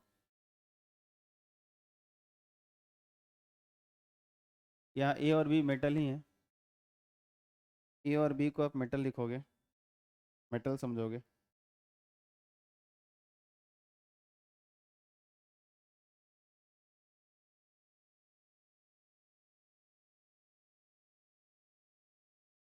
चलो इसी क्वेश्चन को मैंने और ठीक कर दिया, लेकिन ज़्यादा कुछ बदला नहीं मैंने, वैसे ही है।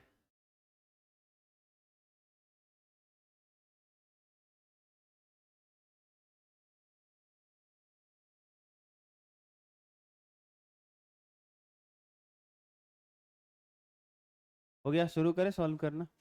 देखो अभी कई लोग क्या करते हैं यहाँ पे गलती, कि ये 2+ दिखा उनको सबसे पहले, तो वो क्या करेंगे, लिखेंगे ए पर 2+ और दिख रहा है कि 2+ है, ये ए में जा रहा है, तो सीधे इसको 2 इलेक्ट्रॉन देंगे और उसको कन्वर्ट कर देंगे ए में, जो कि हो जाएगा गलत। अगर ऐसा करोगे तो क्या हो जाएगा, गलत, क्योंकि ये इलेक्ट्रॉन का गेन हो रहा है और गेन ऑफ इलेक्ट्रॉन तो रिडक्शन है। ऐसा कितने लोगों ने किया है, पहले हाथ उठाओ।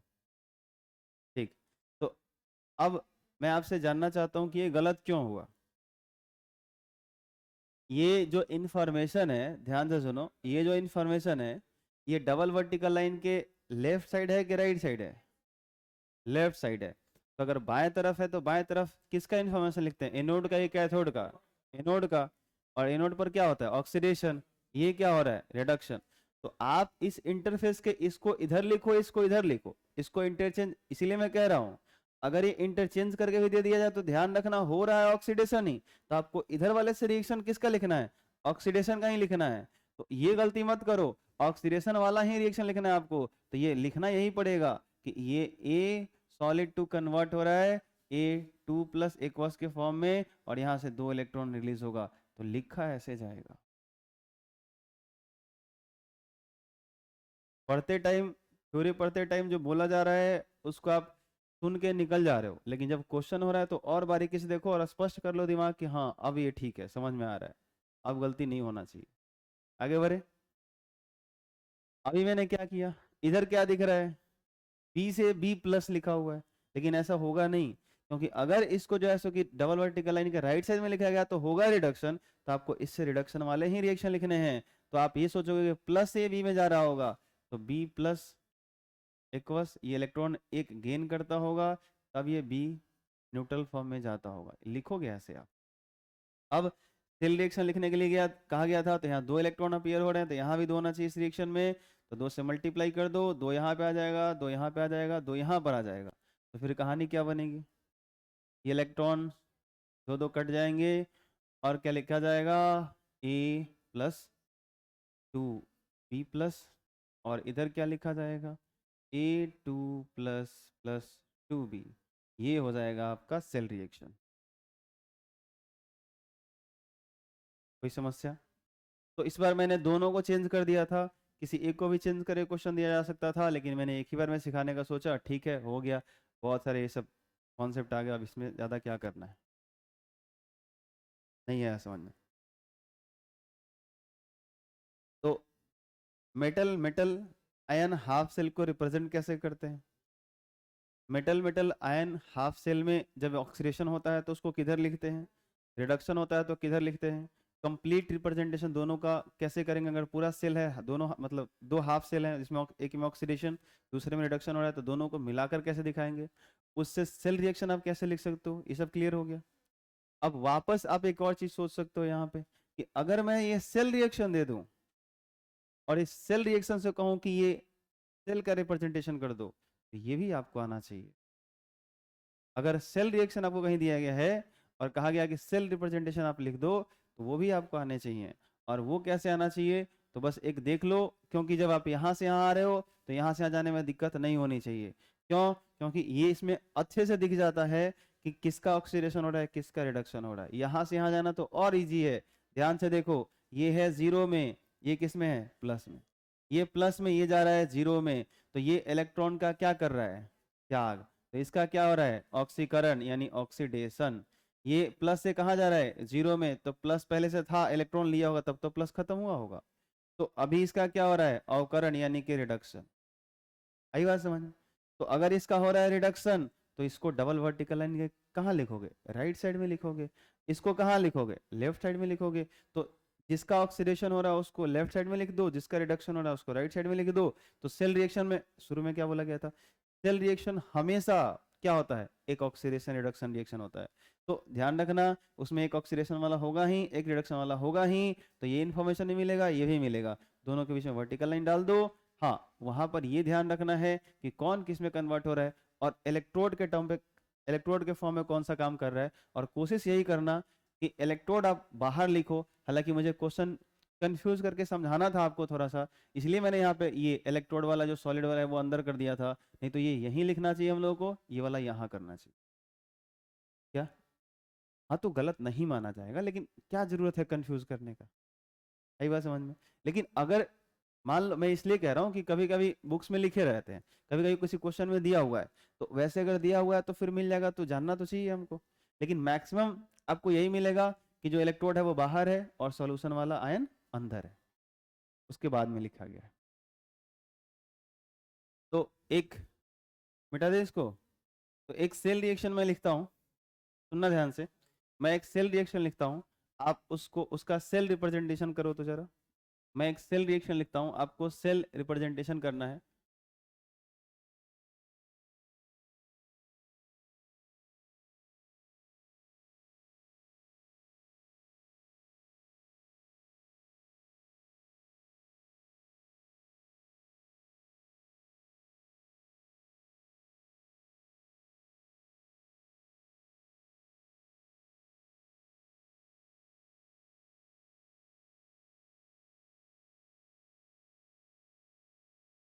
चलो सबसे पहले चेक करेंगे किसका ऑक्सीडेशन हो रहा है, बता सकते हो किसका ऑक्सीडेशन हो रहा है, टी का क्या हो रहा है, 0 से प्लस में जा रहा है, तो इसका हो रहा है ऑक्सीडेशन। रिडक्शन किसका हो रहा है, हाँ, तो अगर इसका रिडक्शन हो चुकी है, प्लस से कहाँ जा रहा है, 0 में, इसका हो रहा है रिडक्शन। तो हम लोग यहाँ पे कर लेते हैं डबल वर्टिकल लाइन, क्या कर लेते हैं, तो रिडक्शन वाला जो है हिस्सा वो कहाँ लिखा जाएगा, राइट साइड में, तो डी प्लस से, तो ऐसे लिख सकते हो, डी प्लस एक्वस से सिंगल वर्टिकल लाइन किस में जा रहा है, ये डी, ऐसे लिख सकते हो। और ऑक्सीडेशन किसका हो रहा है, ठीक है, तो ये सॉलिड फॉर्म में इलेक्ट्रोड की तरह काम करता होगा, तो ऐसे लिख दोगे, ये हो गया आपका सेल रिप्रेजेंटेशन। कितने लोगों का है ऐसा, हाथ उठो। है, सच में है ना ऐसा? तो ये एक दूसरे में कन्वर्ट कर सकते हो ना, कोई दिक्कत? ठीक। अब इसी को मैं थोड़ा सा अगर चेंज कर दूं, जैसे यहाँ पे, अच्छा मैं दूसरा ही कर देता हूँ, मिटा दें इसको।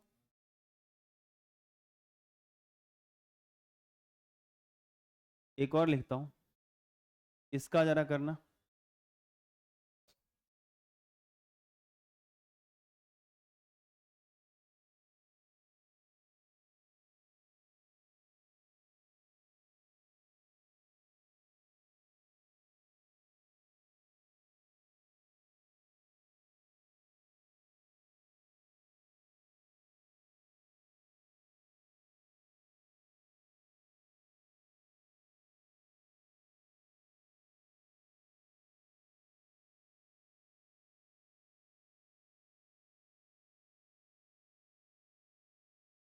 हम्म।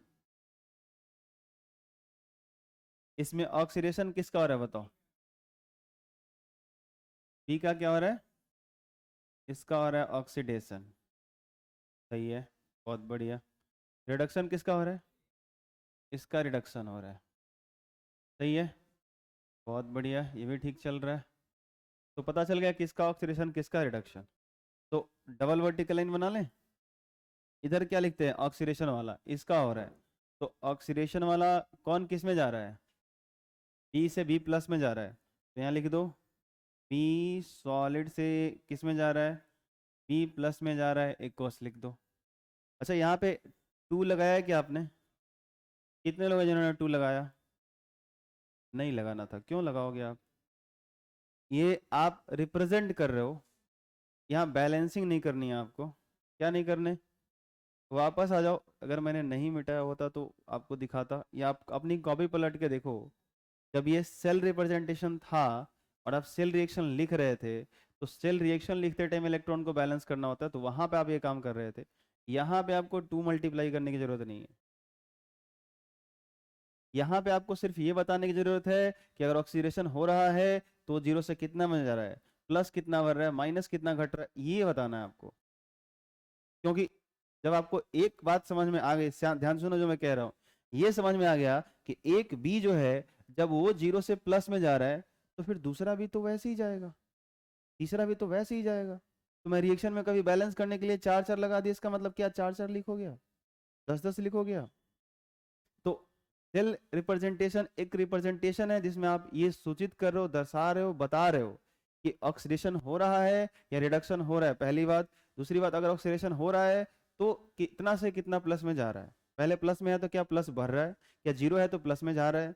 तो ये बस इंफॉर्मेशन देना है, और सिर्फ एक का बताना है। ये नहीं कि एक का बता दिया सर, दो का ले लीजिए, बोनस है, दिवाली ऑफर, तीन तीन गो का ले लीजिए। बैलेंस करने के लिए सेल रिएक्शन में तीन तीन लगा हुआ तो तीन तीन लगा देंगे, नहीं लगाएंगे। सेल रिप्रेजेंटेशन में इस नंबर का कोई मीनिंग नहीं है। तो यहाँ पे आप लिखोगे सीधे बी से बी पॉजिटिव में जा रहा है, और रिडक्शन हो रहा है तो क्या हो रहा है, ए टू प्लस एक कॉस से ये किस में जा रहा है, ये सॉलिड में जा रहा है। आई बात समझ में? तो ये हो गया, सेल रिप्रेजेंटेशन हो गया। अब फिर मैं वापस आपसे कहूं इसको रिवर्स लिखो यहाँ से यहाँ तक, तो आप वैसे लिखोगे कि बी किस में जा रहा है, बी प्लस में जा रहा है, तो एक इलेक्ट्रॉन त्याग करता होगा। फिर ए टू प्लस किस में जा रहा है, रिडक्शन हो रहा है, तो दो इलेक्ट्रॉन गेन करेगा, तब जाके ये ए में कन्वर्ट होगा, क्योंकि दो प्लस है यहाँ पे। अब यहाँ पे ऐसा हो रहा है कि भाई आपको सेल रिएक्शन लिखना है तो इलेक्ट्रॉन अपीयर नहीं होने चाहिए, तो यहाँ पर इलेक्ट्रॉन गायब करना पड़ेगा। ये कैसे हो सकता है कि एनोड जो है, ये कैसे हो सकता है, सोचो जरा। एनोड एक इलेक्ट्रॉन दे रहा है और कैथोड को दो इलेक्ट्रॉन मिल रहे हैं। ऑक्सीडेशन में एक इलेक्ट्रॉन यहाँ निकला, रिडक्शन में क्या इलेक्ट्रॉन जन्म ले रहा है, एक्स्ट्रा आ रहा है, कहाँ से आ रहा है भाई? बीच में से अपने आप आ गया, कैसे? नहीं पॉसिबल है। तो इसलिए आपको ये बैलेंस करना ही पड़ेगा सेल रिएक्शन लिखते टाइम, और ये दिखाना पड़ेगा कि दो बी दो प्लस में जाएंगे तो दो इलेक्ट्रॉन, एक एक करके दो इलेक्ट्रॉन निकालेंगे, तब जाके इस एक को दो इलेक्ट्रॉन मिलेगा, तब जाके न्यूट्रल होगा। तो यहाँ पे ये इंटरमीडिएट की तरह काम कर रहे, इलेक्ट्रॉन खत्म हो जाएंगे, तो सेल रिएक्शन में ये टू भी लिखना पड़ेगा आपको। तो यहाँ पे इस नंबर का मतलब है, लेकिन यहाँ पे इस नंबर का कोई मतलब नहीं है। नहीं आया समझ में? आया? देखो हर छोटी छोटी बातों पे मैं बोल रहा हूँ, ये कब का खत्म हो गया होता, हमको 4 टाइप के हाफ सेल पढ़ने हैं और एक ही टाइप का पढ़ाने में मुझे 45 मिनट लग गया। अब इमेजिन करो कि मुझे 3 और पढ़ाने हैं तो कितना टाइम लगेगा, तो पता लगेगा 3 क्लासेस में और जाएगा। ठीक है, लेकिन नहीं जाएगा, एक अभी और ख़त्म कर लेंगे जल्दी से, इसलिए ख़त्म कर लेंगे क्योंकि ऐसा क्या लग रहा है कि आप सबके लिए यही रिपीट करेंगे हम लोग? नहीं, जब एक बार समझ में आ गया कि आप रिप्रेजेंटेशन से सेल रिएक्शन कैसे लिखना है और सेल रिएक्शन से रिप्रेजेंटेशन कैसे करना है, तो ये पता चल गया, तो क्या दिक्कत है? सब में तो वैसे ही करना है। नहीं आ रहा समझ में? बाकी बात क्या है, रिप्रेजेंट करने का जो तरीका है वो अलग अलग हाफ सेल के लिए अलग अलग करना है। रिप्रेजेंटेशन सीख जाना है, उसके बाद आप थोड़ा सा लिखना भी सीख जाओगे, सेल रिएक्शन भी करना सीख जाओगे। तो यहाँ पे metal metal ion half cell जो होते हैं उससे रिलेटेड जितने सारे छोटे छोटे पॉइंट्स थे वो सब खत्म हो जाते हैं। ये सारा ध्यान रखना, इस तरीके से रिप्रेजेंट किए जाते हैं। चलो दूसरा देखना, दूसरा टाइप है ऑक्सीडेशन रिडक्शन हाफ सेल। अच्छा ध्यान रखना कि हाफ सेल को चाहो तो इलेक्ट्रोड भी कह सकते हो। क्या कह सकते हो? इलेक्ट्रोड भी कह सकते हो, क्योंकि ऐसे दिमाग में रहता है ना कि हम लोग अभी तो ये देख रहे थे कि हाफ सेल के अंदर इलेक्ट्रोड होता है, तो एज ए आप हाफ सेल को इलेक्ट्रोड भी कह सकते हो, क्योंकि एक कंप्लीट सेल में आप क्या बोलते हो, जैसे हम लोग जब याद करो फिजिक्स वाली कहानी, तो फिजिक्स वाला कहानी में हम लोग क्या दिखाते हैं? सिर्फ इलेक्ट्रोड ही तो दिखाते हैं। ओहो हो, कुछ याद आ रहा है? एक पॉजिटिव इलेक्ट्रोड, एक नेगेटिव इलेक्ट्रोड, तो ये जो लाइन है अपने आप में मेरे को सोच के बताओ हाफ सेल को रिप्रेजेंट कर रहा है कि नहीं कर रहा है? क्या है यहाँ पे, बर्तन वगैरह थोड़ी बना रहे हो तुम? नहीं आ रहा समझ में? ये हाफ सेल को बता रहा है कि नहीं बता रहा है? तो ये कंप्लीट एक सेल है, तो कहीं ना कहीं ये जो पॉजिटिव इलेक्ट्रोड है एक हाफ सेल को रिप्रेजेंट कर देता है, ये नेगेटिव इलेक्ट्रोड है ये नेगेटिव हाफ सेल को रिप्रेजेंट कर देता है। आया बात समझ में? तो ये ध्यान रखना कि ऐसे भी आप कह सकते हो, लेकिन फिर वो कंफ्यूज मत कर जाना कि सर हाफ सेल के अंदर इलेक्ट्रोड होता है तो हाफ सेल को भी इलेक्ट्रोड बोलेंगे, तो फिर दोनों में क्या? एक समझने का तरीका है कि ज़्यादा कुछ दिमाग पे जोर मत डालना। ठीक है, एज आप बोल सकते हो। तो अब आते हैं ऑक्सीडेशन रिडक्शन हाफ सेल। कब कहते हैं कि ये ऑक्सीडेशन रिडक्शन हाफ सेल है? तो metal metal ion half cell में क्या कंडीशन था, क्या कंपल्सरी था कि जिस मेटल का इलेक्ट्रोड हो उसी मेटल का सॉल्यूशन हो। जिस मेटल का इलेक्ट्रोड हो, रॉड रहे बीच में, उसी मेटल का क्या हो? सॉल्यूशन हो। तो यहाँ पे क्या होता है इस ऑक्सीडेशन रिडक्शन में, ऑक्सीडेशन रिडक्शन हाफ सेल में क्या इंपॉर्टेंट है और क्या चीज होता है? इसमें होता है कि एक प्लेटिनम का इलेक्ट्रोड होता है। क्या होता है? ये किसका होता है? प्लेटिनम का। या प्लेटिनम के बजाय कोई भी ऐसा इलेक्ट्रोड आप इस्तेमाल कर सकते हो इसमें जो इनर्ट नेचर का हो। इनर्ट नेचर का मीन्स ये कि ना तो उसका ऑक्सीडेशन हो ना उसका रिडक्शन हो। समझाता हूं क्या कहा जा रहा है इसमें। ऑक्सीडेशन रिडक्शन हाफ सेल के अंदर दो आयंस प्रेजेंट होते हैं, दो टाइप के आयन प्रेजेंट होते हैं। जैसे यहाँ पे मैंने एक बार डिस्कस भी किया था हालांकि थोड़ा सा आपको, जैसे Fe2+ और Fe3+। मान लो कि इसके अंदर Fe2+ आयन भी प्रेजेंट है और Fe3+ आयन भी प्रेजेंट है इस हाफ सेल के अंदर, और इस प्लेटिनम रॉड से यहाँ आप तार निकाल सकते हो और ये जा करके दूसरे हाफ सेल से कनेक्ट होगा। ठीक है, इस Fe2+ का इसमें कुछ अपना कंसंट्रेशन होगा, मोलैरिटी होगी। Fe3+ का भी कुछ अपना कंसंट्रेशन होगा, कुछ मोलैरिटी होगी। आई बात समझ में? तो इसको अगर आप रिप्रेजेंट करते हो, इसको आप दर्शा रहे हो, तो कैसे दर्शाना है? तो यहाँ पे क्या होता है कि या तो यहाँ से इलेक्ट्रॉन जा रहा होगा, नहीं तो यहाँ से इलेक्ट्रॉन आ रहा होगा। तो यहाँ पे ऑक्सीडेशन होगा तो क्या होगा? इलेक्ट्रॉन का त्याग, और रिडक्शन होगा तो इलेक्ट्रॉन का क्या होगा? ग्रहण। अब यहाँ पे मैं मान लेता हूँ थोड़ा देर के लिए कि रिडक्शन हो रहा है। क्या हो रहा है? रिडक्शन हो रहा है। तो अगर रिडक्शन हो रहा है तो कुछ ऐसे हो रहा है, मान के चलो कि जो Fe3+ है वो Fe2+ में कन्वर्ट हो रहा है, तो वो क्या करता होगा? एक इलेक्ट्रॉन को गेन करता होगा, और तब जाके वो किस में कन्वर्ट होता होगा? Fe2+ में। आई बात समझ में? तो देखो यहाँ पे क्या होता है, समझाता हूँ।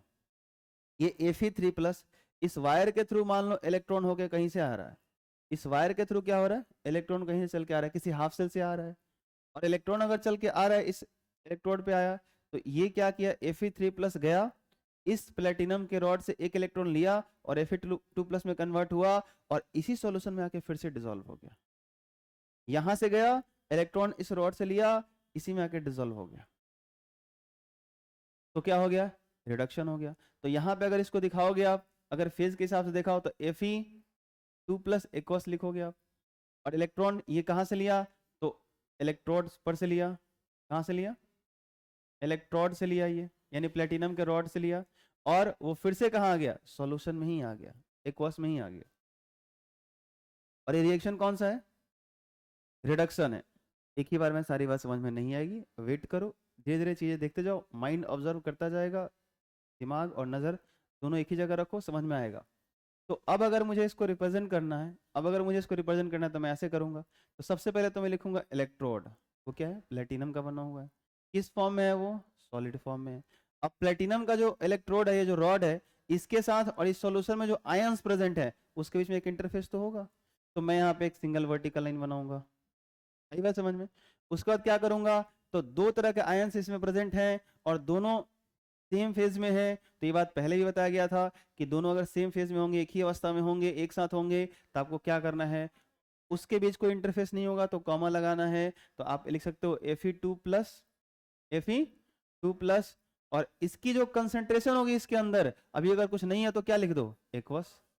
अगर कंसंट्रेशन होता तो मैं लिखता 1m 2m 0.5 0.8m, यहाँ पे लिखता कंसंट्रेशन, कॉमा क्या लिखूंगा, Fe3+, और फिर यहाँ क्या लिख दूंगा, एक्वस। अब आप सॉल्ट ब्रिज का जो रिप्रेजेंटेशन है या डबल वर्टिकल लाइन कहाँ बनाओगे, यहाँ बनाओगे या फिर यहाँ बनाओगे। क्या हो रहा है, इस रिएक्शन को देखो, रिडक्शन हो रहा है, तो ये किधर लिखना चाहिए, राइट साइड। तो राइट नाउ यहाँ पे आप क्या कर सकते हो, जो डबल वर्टिकल लाइन बनाओगे आपको यहाँ बनाना पड़ेगा। आई बात समझ में। ये सारा इंफॉर्मेशन किधर रहना चाहिए, राइट साइड रहना चाहिए। हाँ, अब फिर से कह रहा हूं, अगर आप इसको चाहो तो डबल वर्टिकल लाइन ऐसे बना दिया आपने, तो हमने एक गलती कर दी क्या, बताओ क्या गलती कर दी, गलती क्या कर दी बताओ। ये जो मैंने लिखा ना यहाँ से, ये वाला जो चीज लिखा, ये पूरा का पूरा ये इलेक्ट्रोड की तरह काम करेगा, तो इसको यहाँ लिखना चाहिए था मेरे हिसाब से, हाँ क्या ना। हालांकि वो भी ठीक था, कोई दिक्कत नहीं था, लेकिन अब तो हम लोग समझ चुके हैं तो इधर ही लिखते हैं, यहाँ पे सिंगल वर्टिकल लाइन, और यहाँ पे बताओ ये डबल वर्टिकल लाइन, कोई दिक्कत। हाँ, इसमें अगर आप चाहो तो ये जरूर कर सकते हो, ये डबल वर्टिकल लाइन Fe3+ पहले लिख सकते हो, कोई दिक्कत नहीं है, Fe3+ aqueous, comma Fe2+ aqueous, ऐसे भी लिख सकते हो, सिंगल वर्टिकल लाइन, और ये PT। हाँ, ये अगर मैंने इंटरचेंज कर दिया तो इसका ये मतलब नहीं हो गया कि यहाँ 2+ से 3+ में जा रहा है, 3+ से 2+ में, ऐसे मत देखना, फिर से कह रहा हूँ ऐसे मत देखना। ये डबल वर्टिकल लाइन के राइट साइड में इंफॉर्मेशन है, यहाँ भी डबल वर्टिकल लाइन के राइट साइड में इंफॉर्मेशन है, तो ये भी रिडक्शन है, ये भी रिडक्शन है। तो यहाँ भी बोलोगे +3 से +2 में जा रहा है, यहाँ भी बोलोगे +3 से +2 में जा रहा है, ये भी इस रिएक्शन से आएगा, ये भी इस रिएक्शन को रिप्रेजेंट कर रहा है। कितने लोगों को समझ में आ रहा है, हाँ बोलो।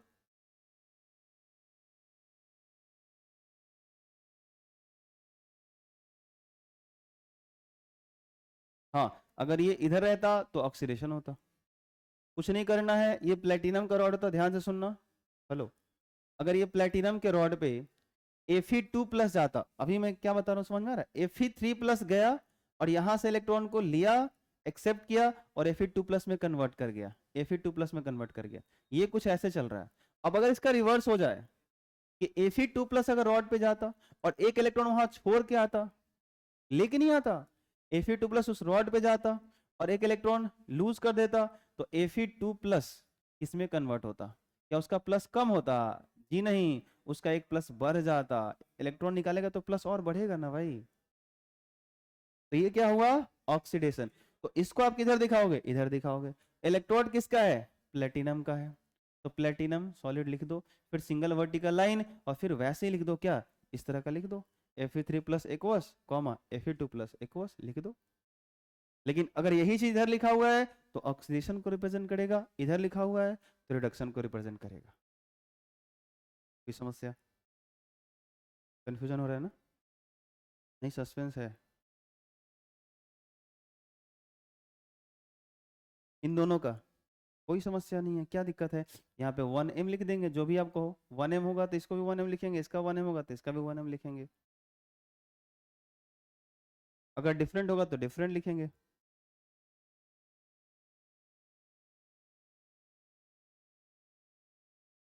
और कोई सवाल? तो अब मेटल, अब ये सोचो कि metal metal ion half cell और ऑक्सीडेशन रिडक्शन हाफ सेल में क्या डिफरेंस है? कैसा बोल दे कि metal metal ion half cell जो था उसमें ऑक्सीडेशन रिडक्शन नहीं हो रहा था और यहाँ पे ऑक्सीडेशन रिडक्शन हो रहा है, इसलिए इसको ऑक्सीडेशन रिडक्शन कहा जा रहा है। और वहां पे मेटल था और मेटल का आयन था, इसलिए उसको मेटल मेटल आयन कहा जा रहा है।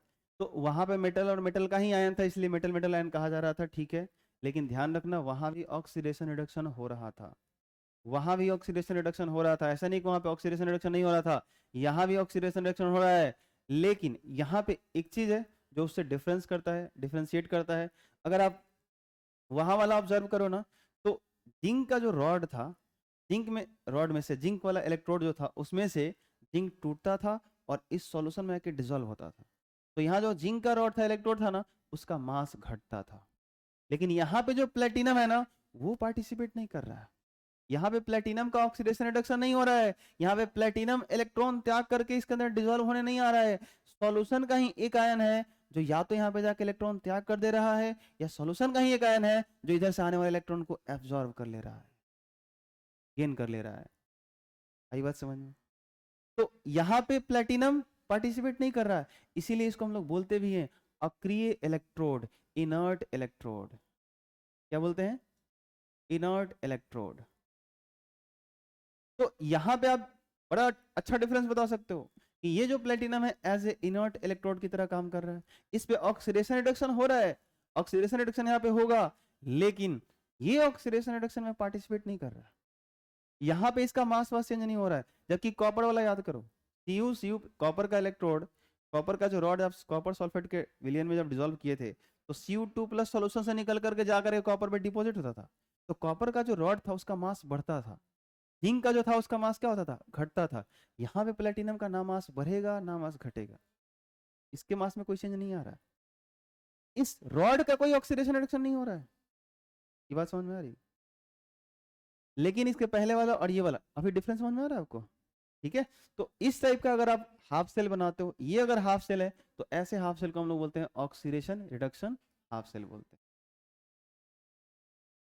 आई बात समझ में? तो अगर ये वाला रिएक्शन होगा तो इसको ऐसे रिप्रेजेंट करेंगे। तो इसकी इसी को मैंने यहाँ पर ये चीज लिखा था, तो अब मैं इसको मिटाता हूँ क्योंकि दो क्या लिखना, एक ही रहने दो। हाँ, ये अगर रिएक्शन होगा, सोच के देखो, अगर ये वाला चीज है तो इसको आप कैसे करोगे बताओ? अगर यहाँ पे ऐसा हो रहा होता, जैसे ये तो रिडक्शन को रिप्रेजेंट कर रहा है, अगर ऑक्सीडेशन हो रहा होता तो इसके लिए क्या करते बता सकते हो? ऐसे करते, सोचो, प्लेटिनम का इलेक्ट्रोड था ये, और प्लेटिनम और सॉल्यूशन के बीच में एक इंटरफेस है, तो सिंगल वर्टिकल लाइन लगा दो। इसके बाद क्या करना है बोलो? दो है, कौन कौन है? Fe2+ Fe3+ है। अब Fe2+ Fe3+ में जा रहा है तो समझदारी इतनी है तो लिख दो, पहले Fe2+ लिखो, क्या दिक्कत है? फिर कॉमा लगा दो, फिर क्या करो, Fe3+ और ये लगा दो, ये भी सॉल्यूशन में है तो इक्वस, और यहाँ पे क्या है? Double vertical line. तो ये रहेगा इस बार लेफ्ट साइड में, ये रहेगा राइट साइड में। और अगर कंप्लीट चाहते हो कि इसका भी एक साथ, तो इसको बस क्या करो, यहाँ उठा के डाल दो, ये इधर हो जाएगा, इधर हो जाएगा, कंप्लीट सेल का रिप्रेजेंटेशन हो जाएगा। लेकिन फिर एक कंफ्यूजन क्रिएट हो जाएगा, पता है क्या? कि सर एक ही टाइप के इलेक्ट्रोड से आप पूरे सेल बना दे रहे हो, तो उसके कुछ इलेक्ट्रोड के पोटेंशियल का डिफरेंस होना चाहिए ना। क्या होगा? इलेक्ट्रोड पोटेंशियल पता है आपको, सेम होता है ना। यहाँ पे ऑक्सीडेशन और रिडक्शन, इलेक्ट्रोड पोटेंशियल तो सेम आएगा, सिर्फ क्या फर्क होगा? साइन का फर्क होगा, एक प्लस होगा और एक माइनस होगा। आई बात समझ में? ठीक है। तो खैर सेम इलेक्ट्रोड के भी बनते हैं, सेम सॉल्यूशन के भी बनते हैं, लेकिन उसमें कंसंट्रेशन का फर्क होता है, वो अभी आगे आएगा। इसको कंसंट्रेशन सेल बोलते हैं, सांद्रण सेल बोलते हैं। तो ऑक्सीडेशन रिडक्शन हाफ सेल ये है, और इसको ऐसे रिप्रेजेंट करते हैं। हो गया? चलो एक छोटा सा सवाल देता हूं, जल्दी से करके बताना, रफ करो थोड़ा सा। जैसे यहाँ पे एक कंटेनर है, इसके अंदर मैंने वो प्लेटिनम का इलेक्ट्रोड ले लिया, जनरली इसमें प्लेटिनम का ही लेते हैं, ऑक्सीडेशन रिडक्शन हाफ सेल में। तो प्लेटिनम का इलेक्ट्रोड ले लिया, इसके अंदर 3 तरह के आयन प्रेजेंट्स हैं, A प्लस, B प्लस और C प्लस, ठीक है। और यहाँ पे इसका कंसंट्रेशन है 1m, इसका कंसंट्रेशन है 0.9m, A का कंसंट्रेशन है 0.8m, ठीक है। और यहाँ पे आपको रिप्रेजेंट करना है, यदि मैं कहूँ यदि ऑक्सीकरण हो रहा हो तब, लिखो तो इसके लिए मैं कह रहा हूं कि यहाँ पे ऑक्सीडेशन हो रहा है, तब आप इसका सेल रिप्रेजेंटेशन कैसे करोगे? हाफ सेल रिप्रेजेंटेशन करना है, क्योंकि हाफ सेल है तो उसी का बस करोगे, पूरा नहीं करना। एक गलती हो रही है मेरे से, इस पे +1 है ना, A पर 2 प्लस कर दो, B पे प्लस रहने दो और C पर 3 प्लस कर दो, सब पे 1 प्लस रहेगा तो समस्या हो जाए, फिर ऑक्सीडेशन रिडक्शन करना पॉसिबल नहीं होगा।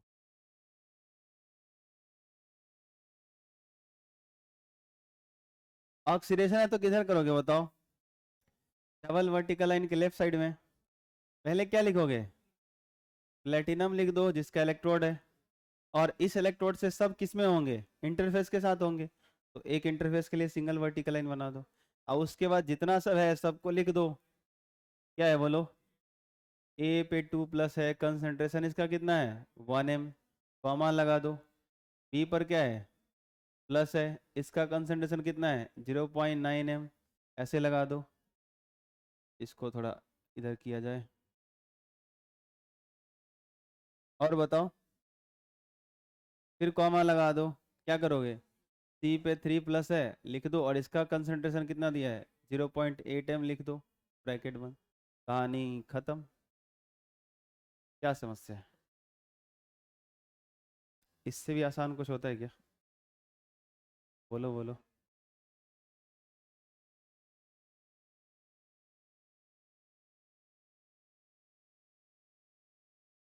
अच्छा, इसके लिए मैं कहूँ कि सेल रिएक्शन लिखना हो तो लिख सकते हो, उसके लिए तो थोड़ा अभी कॉम्प्लिकेटेड होगा, इसके लिए लिख सकते हो। तो यहाँ पे ये जो प्लेटिनम दिख रहा है, इसको यूज करोगे कि नहीं सेल रिएक्शन लिखते टाइम?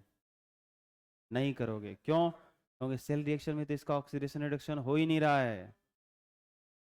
आई बात समझ में? ये बस एक रास्ता बन रहा है कि भैया तुमको इलेक्ट्रॉन चाहिए, आओ मेरे पे से आके ले जाओ, तुम इलेक्ट्रॉन त्याग रहे हो मेरे पे आके डाल दो, ऐसे बस कर रहे हो वो। आई बात समझ में? तो ये ध्यान रखना। तो ये सेल रिएक्शन में पार्टिसिपेट नहीं करेगा, तो यहाँ देखो, ये हाफ सेल रिएक्शन दिख रहा है और ये हाफ सेल रिएक्शन दिख रहा है, इन दोनों को ऐड कर देंगे तो हमको क्या मिल जाएगा? सेल रिएक्शन मिल जाएगा। आई बात समझ में? ज़्यादा कुछ टेढ़ा है नहीं, ये भी खत्म हो गया। तीसरा हम लोग जो है सो की, और चौथा 2 बचा हुआ है, अगले क्लास में कर लेंगे।